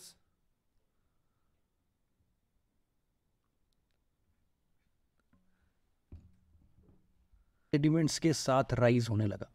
Indian plate के कांस्टेंट नॉर्थवर्ड मूवमेंट की वजह से सेडिमेंटेशन और प्रेशर दोनों बढ़ता गया और सी फ्लोर के सेडिमेंट्स की लेयर्स फोल्ड होकर राइज होने लगी और इस तरह हिमालय माउंटेन्स राइज होना स्टार्ट हुआ। हिमालयन फॉर्मेशन के फर्स्ट फेज में ट्रांस हिमालयास और ग्रेटर हिमालयास का फॉर्मेशन हुआ। जैसा कि हमने पहले बताया कि हिमालयन माउंटेन्स का फॉर्मेशन टेथिस सी के फ्लोर के राइज करने से हुआ है। इससे हमें ये पता चलता है कि ट्रांस एंड ग्रेटर हिमालयास के फॉर्मेशन में टेथिस सी के ओरिजिनल फ्लोर सेडिमेंट्स का इंपॉर्टेंट कंट्रीब्यूशन था। असल में काराकोरम रेंजेस में पाई जाने वाली सेडिमेंट्स का कलर ब्लैक होने के पीछे टेथिस सी में पाए जाने वाले लिविंग क्रिएचर्स को माना जाता है, जो अंडर एक्सट्रीम प्रेशर और सेडिमेंटेशन के कारण ब्लैक फॉसिल्स में बदल गए, और इस वजह से ट्रांस हिमालयाज के ज़्यादातर माउंटेन्स ब्लैक अपीयर होते हैं। इसके अलावा ट्रांस हिमालयाज रेंजेस में ग्लेशियर्स के वास्ट रिजर्व्स भी शामिल हैं।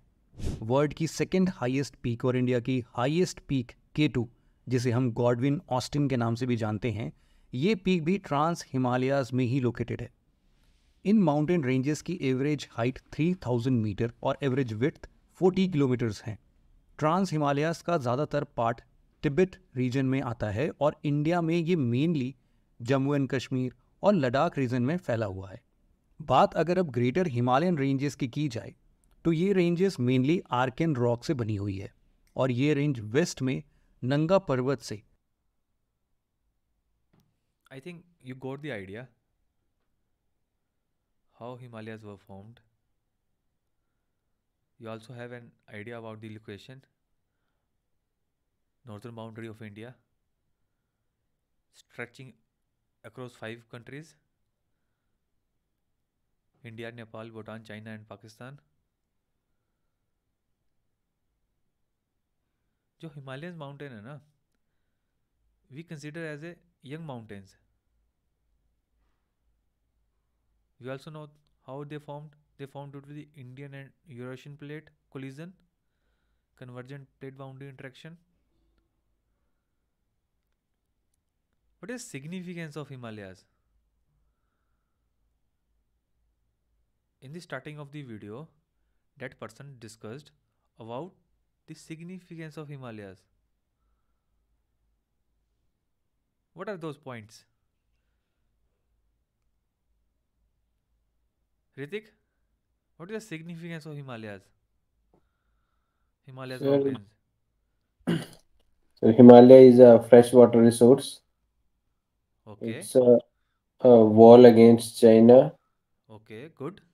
natural wall against China, and it protects us from chilly Siberian winds. Good. All these three facts. Very good. Himalaya act as a barrier between the Indian subcontinent and the Tibetan plateau. It play a major role in India climate, influencing monsoon and rainfall patterns. We will discuss in detail about how it influences the monsoon and rainfall pattern when we will discuss the atmosphere. But as of now, you just remember it. It plays a major role influencing the monsoon and rainfall of India. Third point is, it is a source of many major rivers like Ganga, Yamuna, Indus, Brahmaputra. Fourth point may be rich in biodiversity and home to several unique species like snow leopard and Himalayan tahar. Also, it in heavy rainfall, Your sir. voice is not clear, sir. Sir heavy rainfall के लिए भी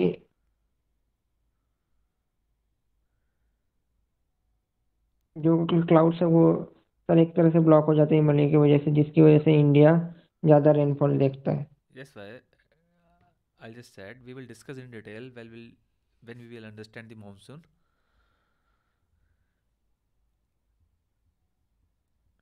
जो if I ask you one question, what is the key difference in between Himalayas and peninsular mountains? Then what will be the key difference? The first one is age. The Himalayas are younger and still growing, while the peninsular mountains are much older. Why? Hrithik ऐसा क्यों है? जो मेरे peninsular mountain है वो old है और Himalayas mountain younger है, ऐसा क्यों?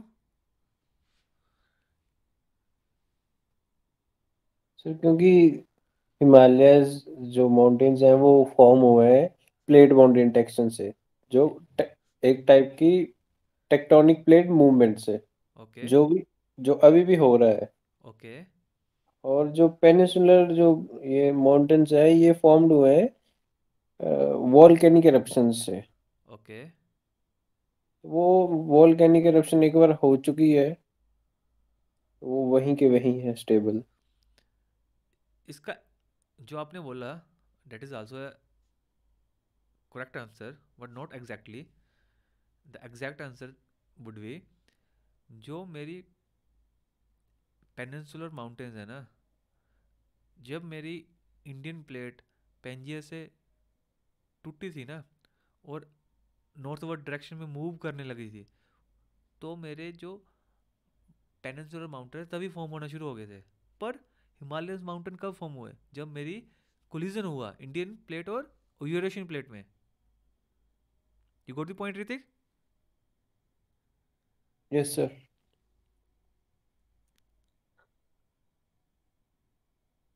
Himalayas were formed by tectonic collision, while the peninsular mountains were formed by the ancient geological processes and erosion. Erosion played an important role by shaping the mountains of the peninsula. How they are looking, it is very important to visualize this concept. And the last division we have Indo-Ganga Brahmaputra Plain. We call it Indo-Ganga Brahmaputra Plain. In this name, there are three rivers Indus, Ganga, and Brahmaputra.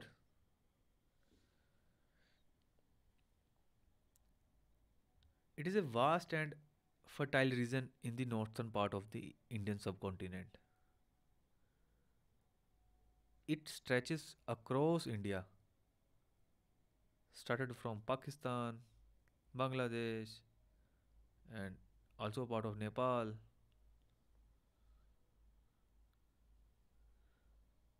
अगर आप ना NCERT की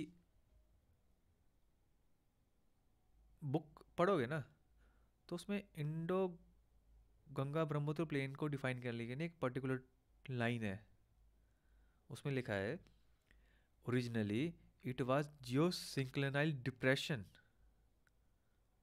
जियो सिंक्लिनल SYNCLINAL depression,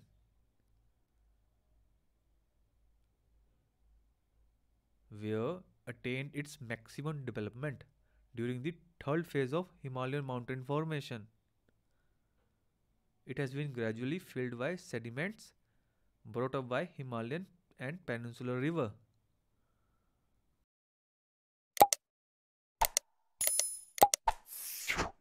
Understand this whole formation of Indo-Ganga Brahmaputra plain through this particular video. But remember this word, geosynclinal depression.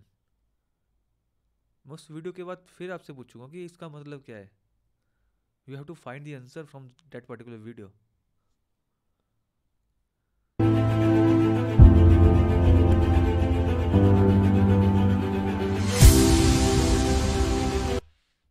Hello friends, welcome to another video of Zeta Axis, and today we are going to discuss about the process of formation of Indus Ganga and Brahmaputra plains.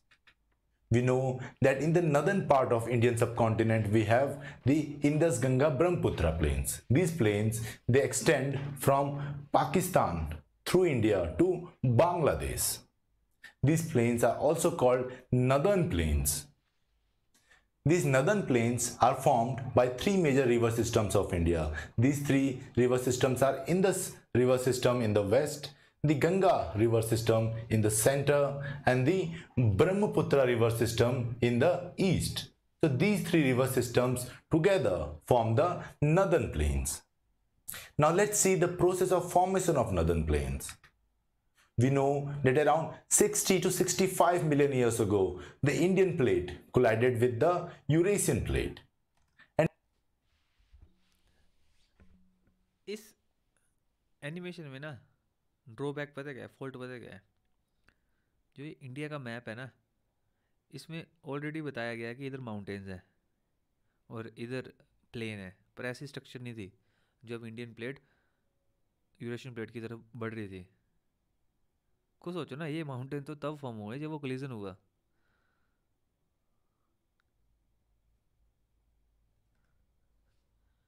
And this collision resulted in the formation of Himalayan mountain systems. Here we can see that different sections of this Himalayan mountain system were formed because of the collision of Indian plate with Eurasian plate. This same collision also gave rise to the formation of the northern plains or the Indus-Ganga plains. So the Indus-Ganga plains were formed by the collision of our Indian plate and Eurasian plate. And these Gangetic plains or the northern plains are actually younger than the Himalayan mountains because it was formed after the formation of. So Ritik, tell me, out of 3 geological division, which one is older, which one is younger, and why? Sir, peninsular blocks are the older one Okay. because जब Indian plate अभी Pangaea से अलग ही हो रही थी तभी भी peninsular block बनने स्टार्ट हो गए थे. उसके बाद जब इंडियन प्लेट जो यूरेशियन प्लेट के साथ कोलिजन करके हिमालयाज फॉर्म हुए, उसके बाद जो ये इंडो गंगा ब्रह्मपुत्र प्लेन है इसकी फॉर्मेशन हुई, After the Himalayas. Himalayas formation. Okay. Good.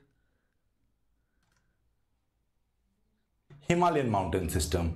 So of all the physiological characteristics of Indian subcontinent, the northern plains are the youngest physiological characteristics. Now let's see how they were formed. Here we can see that the Indian plate is subducting under the Eurasian plate, and we can see that different sections of Indian plate subducting under the Eurasian plate. Remember this fact. Himalayas were uplifted. We see formation of Scythian or Tibetan Himalayas, the greater Himalayas and lesser Himalayas. But when we see the formation of Shivalik mountains, we also see that a depression is formed over here. Now, this is the depression which led to the formation of Gangetic plains. मैंने एक term को बोला था ना, geosynclinal depression. This is the depression. Depression means plateau के उल्टा. Plateau में क्या था? High flattened land from its surrounding. ये depressed land from its surrounding. ये फ्लैट लैंड नहीं होगी पर डिप्रेस्ड होगी अपनी सराउंडिंग से. So let's see how or why this depression was formed in the south of Shivaliks. As we have already discussed, the Himalayan mountains are fold mountains, and in fold mountains the plates are folded like this. Here we can see that one section of the plate goes in the upward direction while the other is bent in the downward direction. And because of this, there is a depression created here. You can see over here. Similarly, when the Shivaliks were formed, we can see that there is a depression on the south of Shivaliks. So because of this nature of folding of the Indian plate, we see that a depression was formed south of Shivaliks. If we Ritik, why depression formed? Why depression formed? Because Himalayas are formed by folding of the earth crust. So while folding, जब ये fold हुए, mountains create हुए, तो नीचे के area वो depression बना ना. Yes. we see the Indian plate just after the formation of Shivaliks, we can see that there existed a depression just south of the Shivaliks which are located over here. And this depression extended from the western part to the. Now you are able to visualize the depression. This part. This is also a plain. The eastern part. They were continuous depression.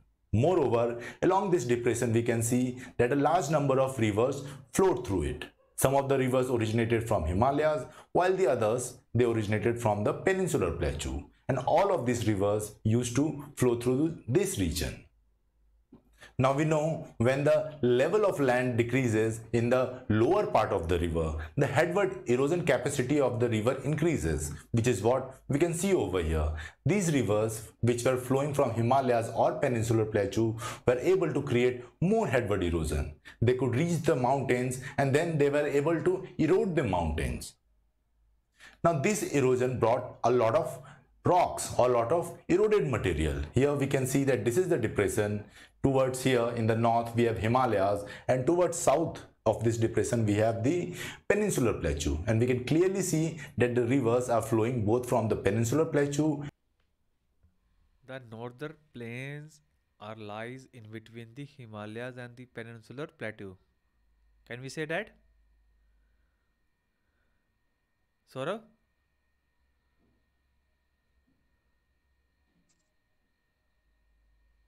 Yes, sir.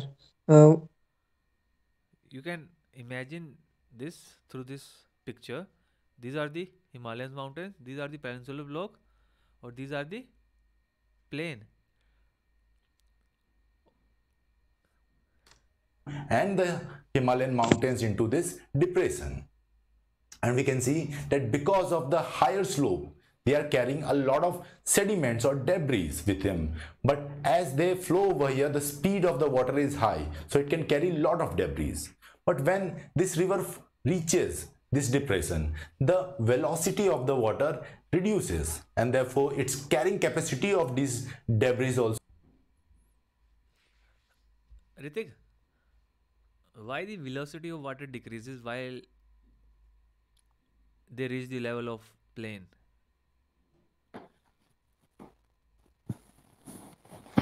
Sir जब rivers high area to low area में move कर रही थी तब उनकी velocity automatic ज्यादा थी, जब वो प्लेन पे आ गई ऑटोमेटिक ज्यादा क्यों थी? अगर you have to define that particular By- phenomena into a scientific term, then how you will explain? Sir by earth gravity. No. Have you heard about the potential energy? Yes sir. At that point of time, when the river water at the height of Himalayas, they have more potential energy as compared to the when that particular water at the level of northern plain. Yes sir. Because of that potential energy, they have higher kinetic energy. Now their role of gravity comes. Understand? Yes sir. Also reduces. So these debris are then deposited in this depression. And therefore, over million of years, we can see that the debris, they were collected in this depression, and the level of this depression was increased. And this is what we see today. Sort of why the level of depression decreased throughout the millions of years?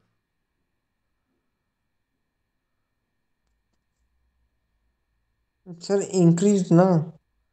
Depression का level decrease हुआ, increase Yes, कैसे हुआ? sir. Increase होता तो deep होता ना। और नहीं हाँ मैं वही कह रहा था कि यहाँ जब सॉइल आया सेडिमेंट हुआ तब वो सोइल नहीं डिक्रीज आया, हुआ. सेडिमेंट्स आए। उस सेडिमेंट्स ने क्या किया? सेडिमेंट. यस जो नीचे डिप्रेशन था उसको फिल कर दिया। Yes sir. That's why Indo Ganga Brahmaputra land is one of the fertile land in the world. अब आपको समझ आ रहा है कि क्यों इस प्लेन पे सबसे ज़्यादा पॉपुलेशन है।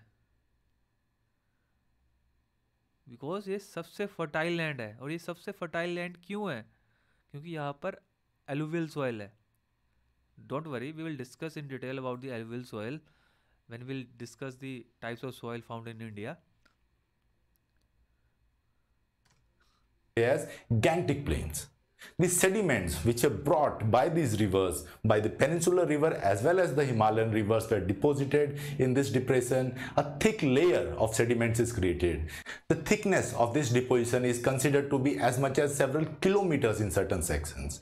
So the thickness of the sediments, it's considered in one of the part of the Indo-Ganga Purple Plate in kilometers. Imagine, because of the millions of years of the sedimentation process, kilometre में है thickness sediments की इस Indo Ganga Brahmaputra plain में, not just in metres.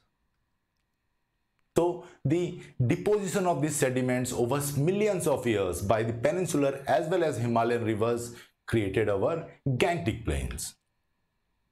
So here we can see that how this depression was filled by all these rivers to create the Gangetic Plains as we see today. Now we understand the third division, Indo Ganga Brahmaputra plain.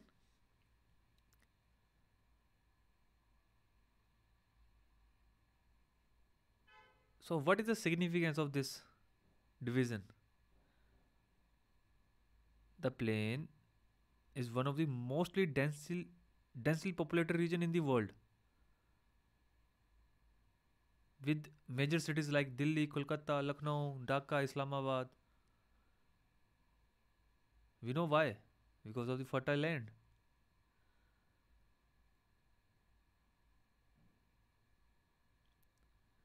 Hrithik, इस land पे primary occupation कौन सी होगी?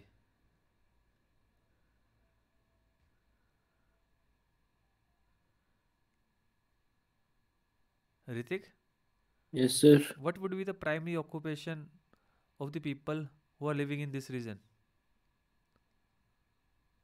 Agriculture. Yes.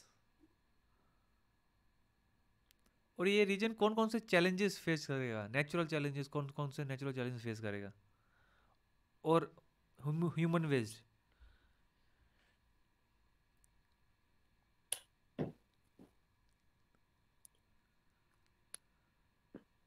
Sir natural changes ये face करेगा. एक तो यहाँ यार प्लेन है, काफी सारी रिवर्स आती है, तो क्या हो सकता है? Sir floods. Yes.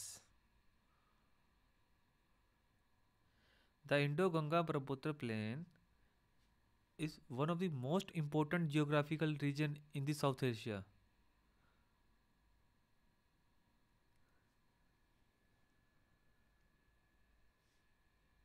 Write it down this question. This is a homework. What are the reasons behind the India Geological Division and how they have shaped its physical landscape and resources?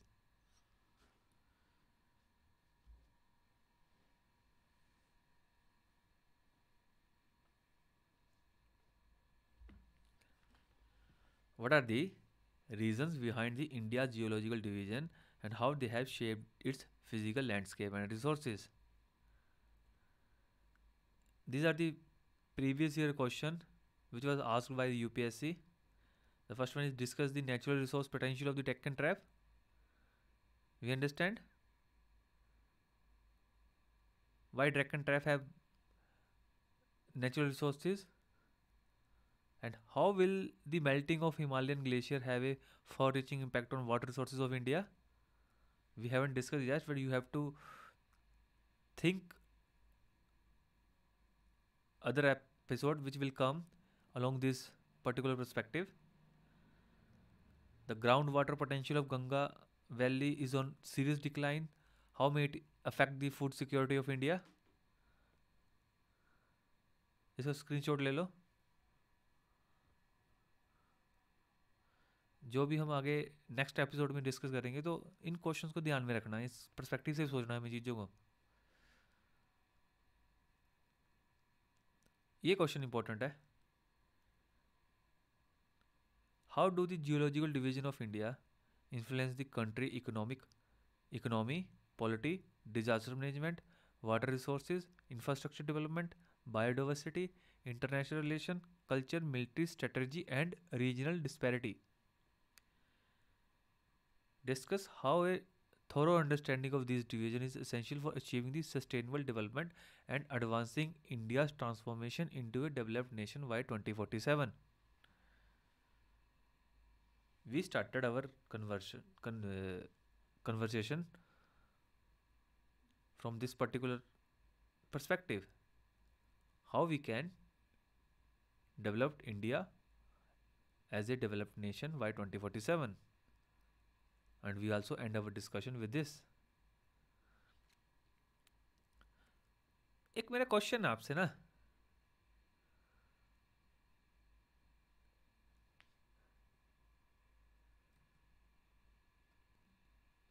Camera on करो अपने।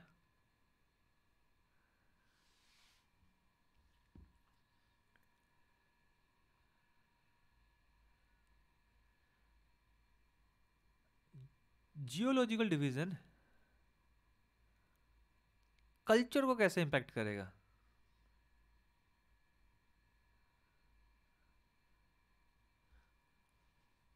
आपके पास है ना answer है, बस थोड़ा सा सोचो,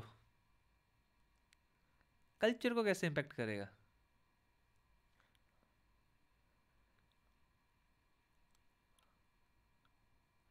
Saurabh,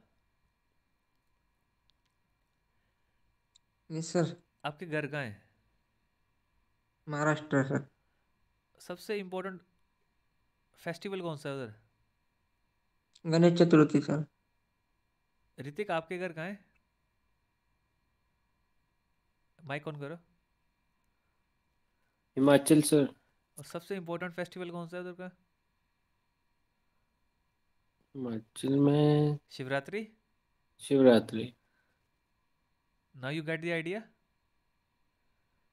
how geological division impact the culture. Hrithik, Himachal का सबसे फेमस फूड कौन सा है? One of the famous. यार तू हिमाचल में रहता है। तो जरूर हिमाचल में ही हूँ। कड़ी और मक्की की रोटी सर। ओके, और सौरभ आपके उधर? सर हमारे यहाँ तो कांदा पोहा है सर। बाजरे की रोटी बोल सकते हैं। हाँ, बाजरे की रोटी, चावल की भी। चावल की भी। हाँ तो यस सर। ये कौन डिसाइड कर रहा है? आप डिसाइड कर रहे हो या जियोग्राफी डिसाइड कर रही है? वहाँ जो क्रॉप्स उगते हैं वो। जियोग्राफी डिसाइड कर रही है ना। Yes sir. The kind of cloth you are wearing. अब सोचो, अभी महाराष्ट्र में लोग कैसे कपड़े डाल रहे होंगे? सर नॉर्मल, गर्मी वाले। और अभी हिमाचल में कैसे डाल रहे हैं? ठंड वाले। ये कौन डिसाइड कर रहा है? आप कर रहे हो डिसाइड या जियोग्राफी डिसाइड कर रही है? ज्योग्राफी। मैं आपको ना, चलो मुझे एक बात बताओ, जब आप ये पर्टिकुलर वर्ड सुनते हो कल्चर, तो आपके दिमाग में क्या आता है? Saurabh, what is culture? What is the meaning of culture? Sir हमारी जो संस्कृति है, जो हम पिछले से चलाते आ रहे हैं, हमें जो पता है कि यहाँ ये फेस्टिवल्स जो सेलिब्रेट करते हैं हम। इसको ना, अगर मैं मान लो कि मैं अभी यूपीएससी इंटरव्यू में आपसे पूछ रहा हूँ, Saurabh tell me what is the meaning of culture, then how you will explain?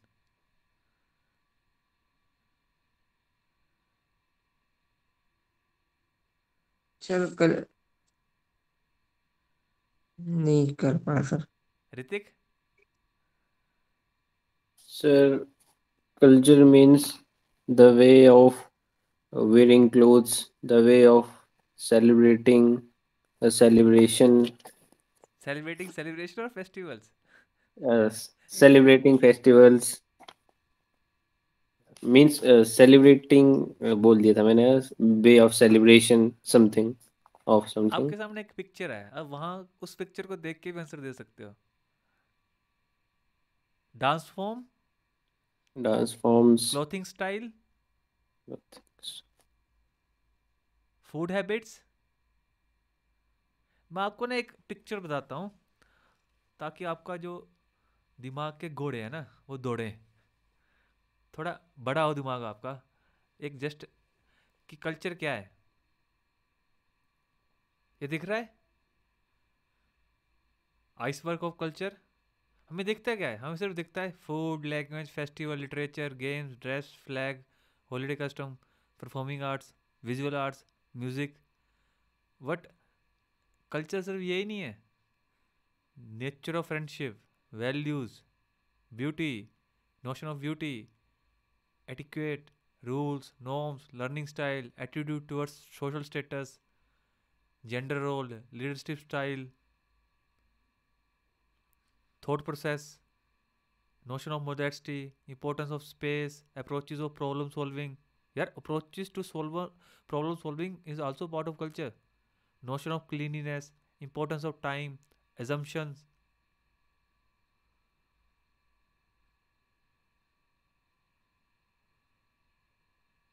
It means how you think, how you behave, how you approach these things is directly or indirectly directed by geography.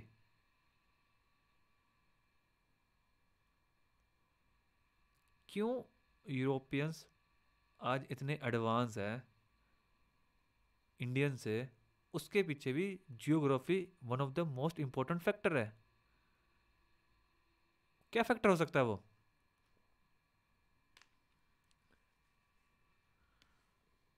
Saurabh? Yes sir, जैसे sir Japan में ज़्यादा भूकंप आते हैं, yes.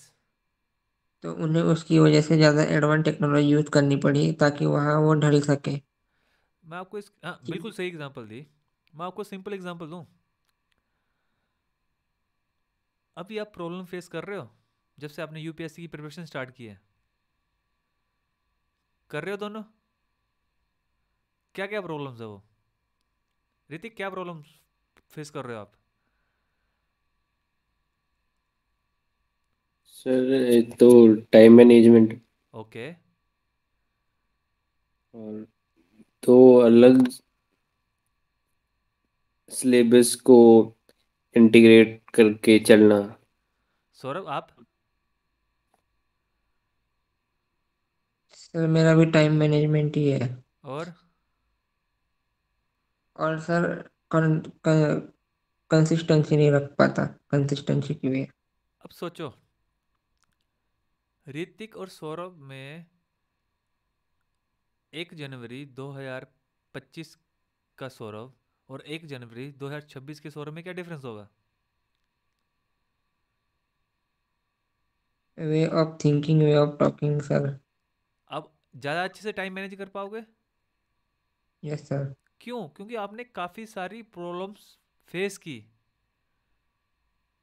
आपके अंदर determination थी उस प्रॉब्लम्स को सॉल्व करने के लिए, तो आपने क्या किया? उन प्रॉब्लम्स का सोल्यूशन निकाला। अगर आप यूरोपियन ज्योग्राफी देखो और इंडियन ज्योग्राफी देखो, तो Indian geography is not very tough for survival like European geography, क्योंकि वहां पे टेम्परेचर मोस्टली माइनस में रहता है, और इधर वेरी काम चाम सूटेबल क्लाइमेट। कल की कल देखेंगे, आज का गुजारा करो।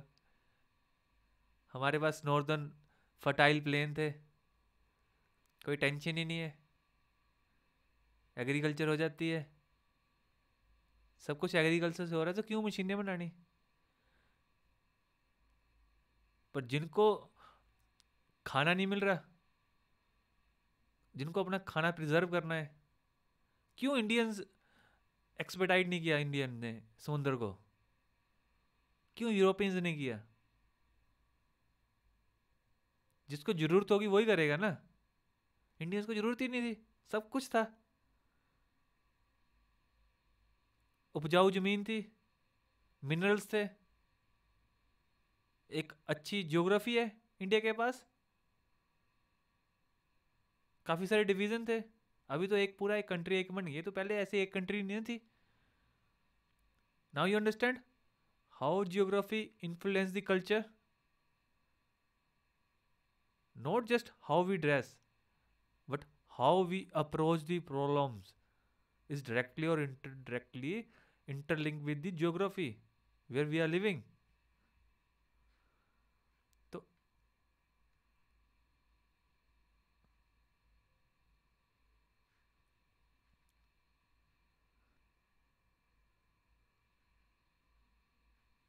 तो चीज़ों को इस तरह से अप्रोच करना है। Thank you. एक क्वेश्चन था जो स्टार्टिंग में पूछा था मैंने, this one. So Hrithik, tell me what is the answer of this question.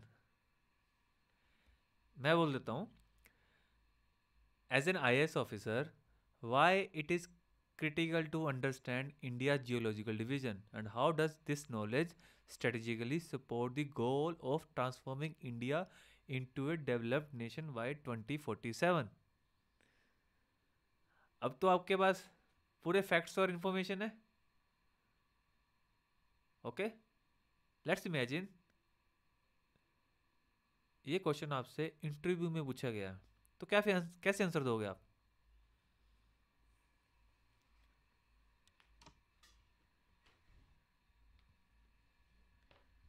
और आज ही आंसर देना है।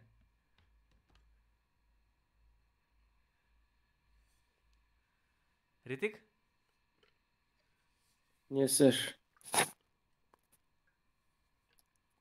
सर, इंडिया जो जियोलॉजिकल डिविजन्स है उसको अंडरस्टैंड करना जरूरी है, ताकि उससे हमें पता लगता है कि स्ट्रक्चर, जो I need structure in your answer.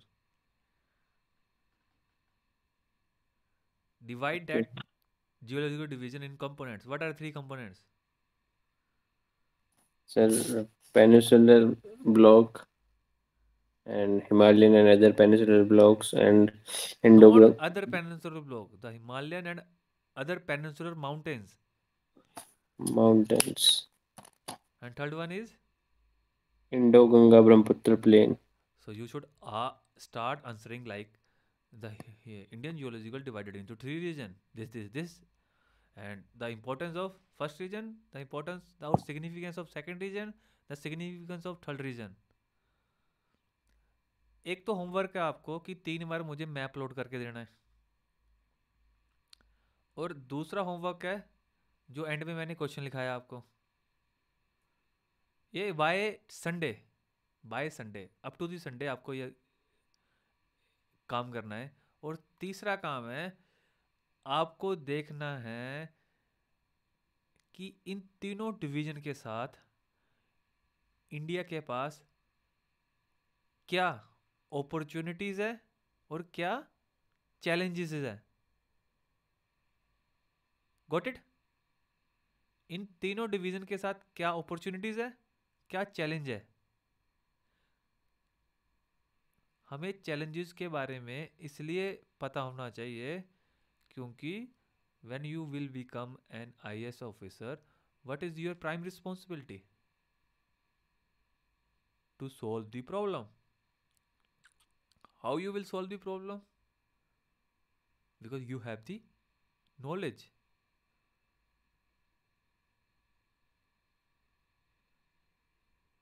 You will face immense challenges. Okay? Any question of any kind? Saurabh? Ritik? No, sir. Okay, goodbye. Jai Hind. Goodbye, Jai Hind. Good night, sir.